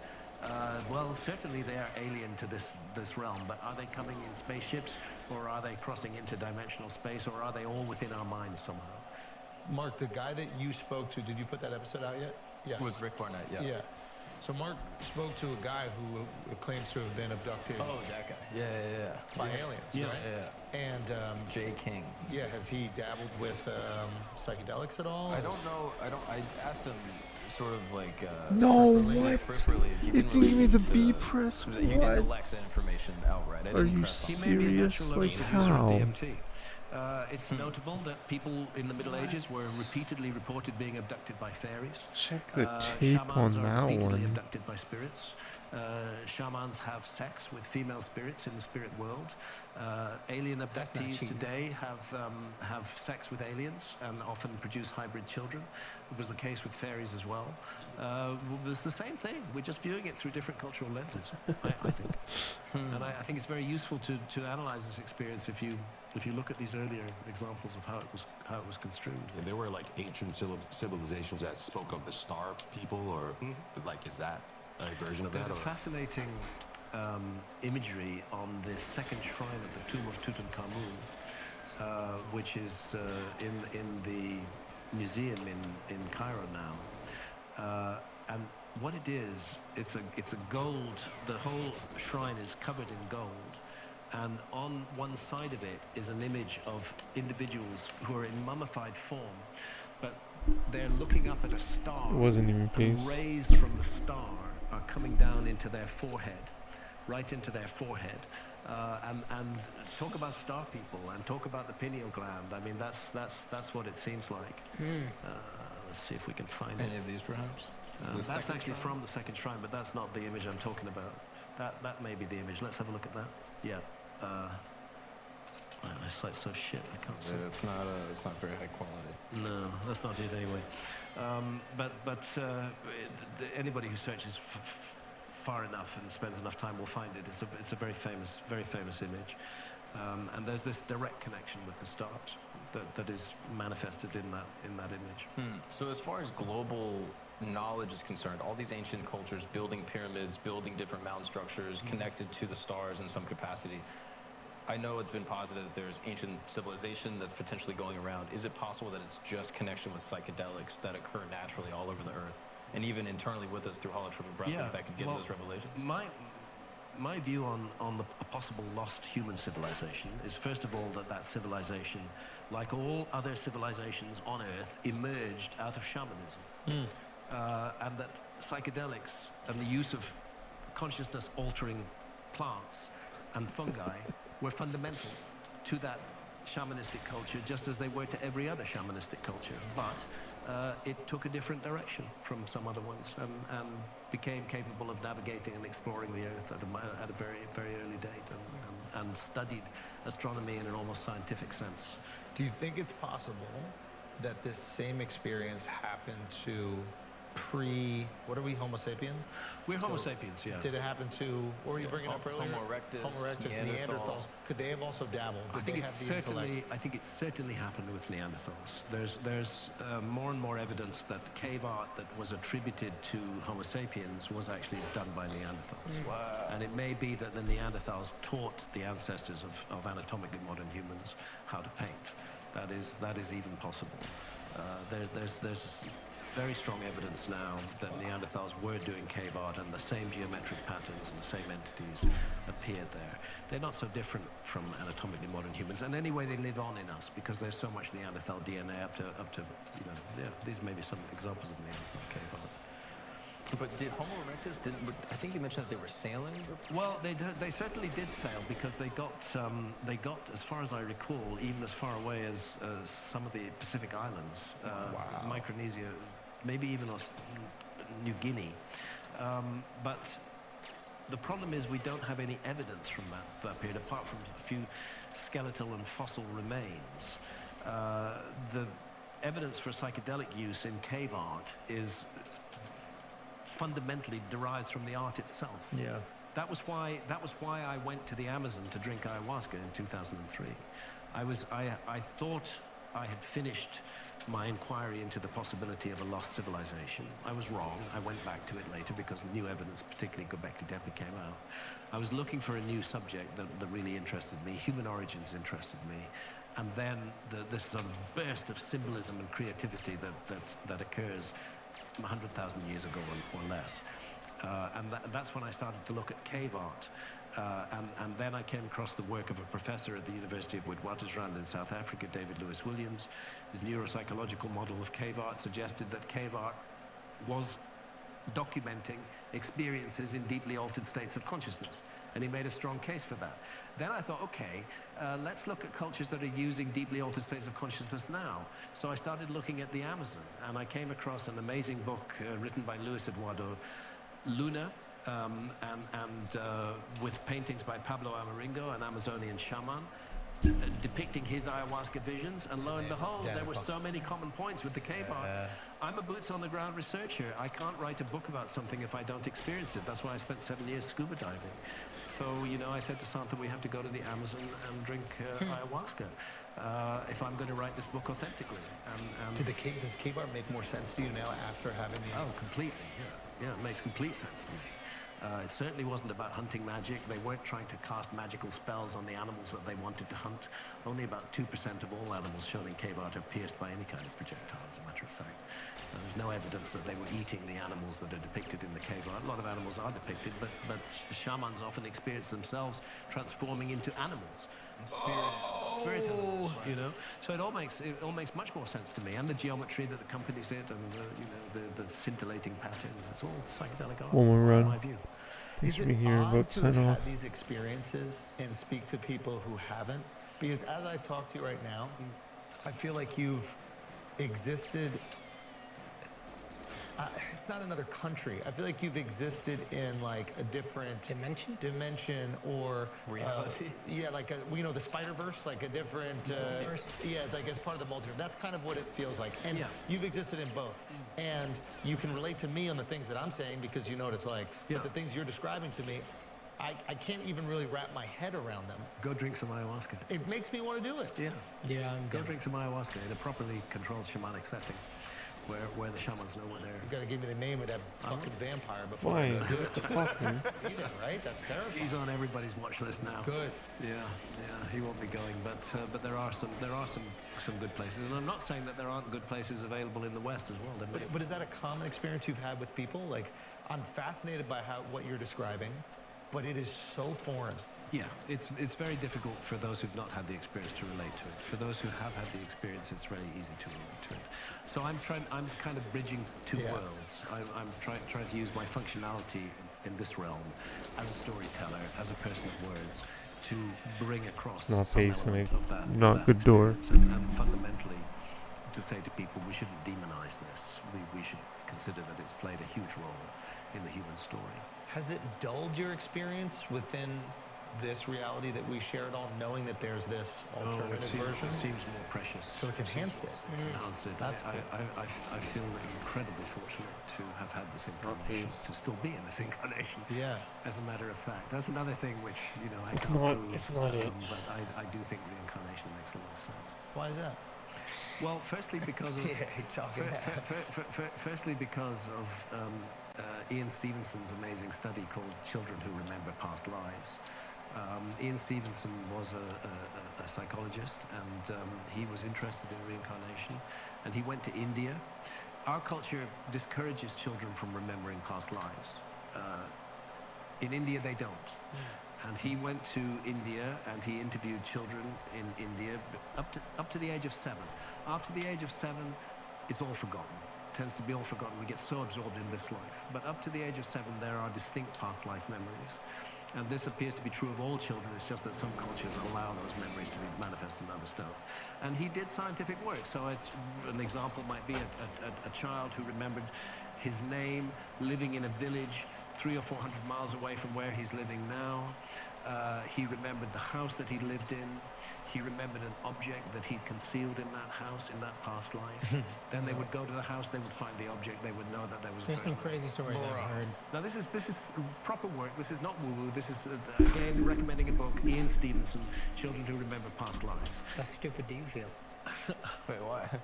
Catholic.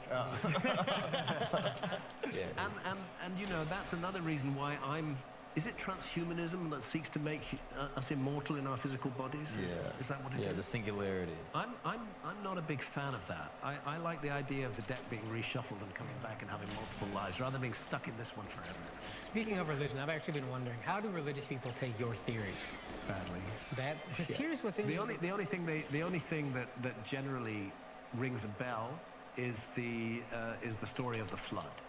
The story of the flood is very important to my work, and of course it's found in the Old Testament, and it's found in Islam, and it's found in Judaism as well. Well, here's this and it's found in interesting many to other me. religions. And all jokes aside, I've actually been kind of like questioning my faith recently, and I was thinking this would actually make it way easier, because one thing I'm struggling with is the Earth is billions of years old. Humans have existed for what, 100,000 years? It's such a blip Anatomically on the modern radar. humans about 300,000 years. It's 300,000 out of billions. But if you told me there's a reality in which, or a history in which, humans are here, and then a cataclysm happens because God's not happy with them, and then we restart, and then the same thing happens over and over again throughout history. As a religious person, I'm like, oh, that can explain I'm away done. me being like, if God made all this for humans, why are we here such a small time in the Earth's history? It can help, and whether the realm we live in is created or has developed accidentally. The absence of certainty about everything is an important part of the human experience. But if we were all certain, absolutely scientifically certain that death was the end and there's nothing beyond it, which we can't be, then we would have a particular attitude to death. If we were all certain that reincarnation occurs, then we would also we might not take this life so seriously. We might have a flippant attitude towards it. Well, I'm going to come back. Whereas the lessons that this life has to teach are lessons that are based on the uncertainty of everything. We don't know what death is. We don't know what consciousness is. These are all mysteries. We must make our choices against that background of mystery and decide what we're going to do with the gift of life that we have, however it came our way. So the Greeks believed in reincarnation, and their view was that we drink of the waters of forgetfulness before we come back into this life. And that's part of the deal, that we should forget the past life. And Buddhism, the only individuals who come back with full memory are the bodhisattvas. They are those who have been through life's multiple incarnations. They've learned all the lessons that life has to teach us. They've achieved nirvana, but they choose not to do that. They choose to come back to the earth plane to teach others, to be guides to others, and they remember all their past lives. There are many different religions have different views on these things. It's only the Abrahamic faiths that are convinced that we just have this one life, and you know, we've got a heaven or hell depending on what we do. Graham Hancock, ladies and gentlemen, thank you so much for being here. This is awesome. This is so good. Thanks for having me here. It's been fun talking to you guys. Make sure you check out I the really debate appreciate in October. October 24th. October 24th is the date. Yeah. Check out all the books. Check out your website. I'm sure that all the information is located there. GrahamHancock.com. We'll Yeah, post it in the everything is there. description and everything. Yeah. But thank you so much for taking the time. Thank That you. was excellent. Thank you. It's That been was great so fun. good. Thank you.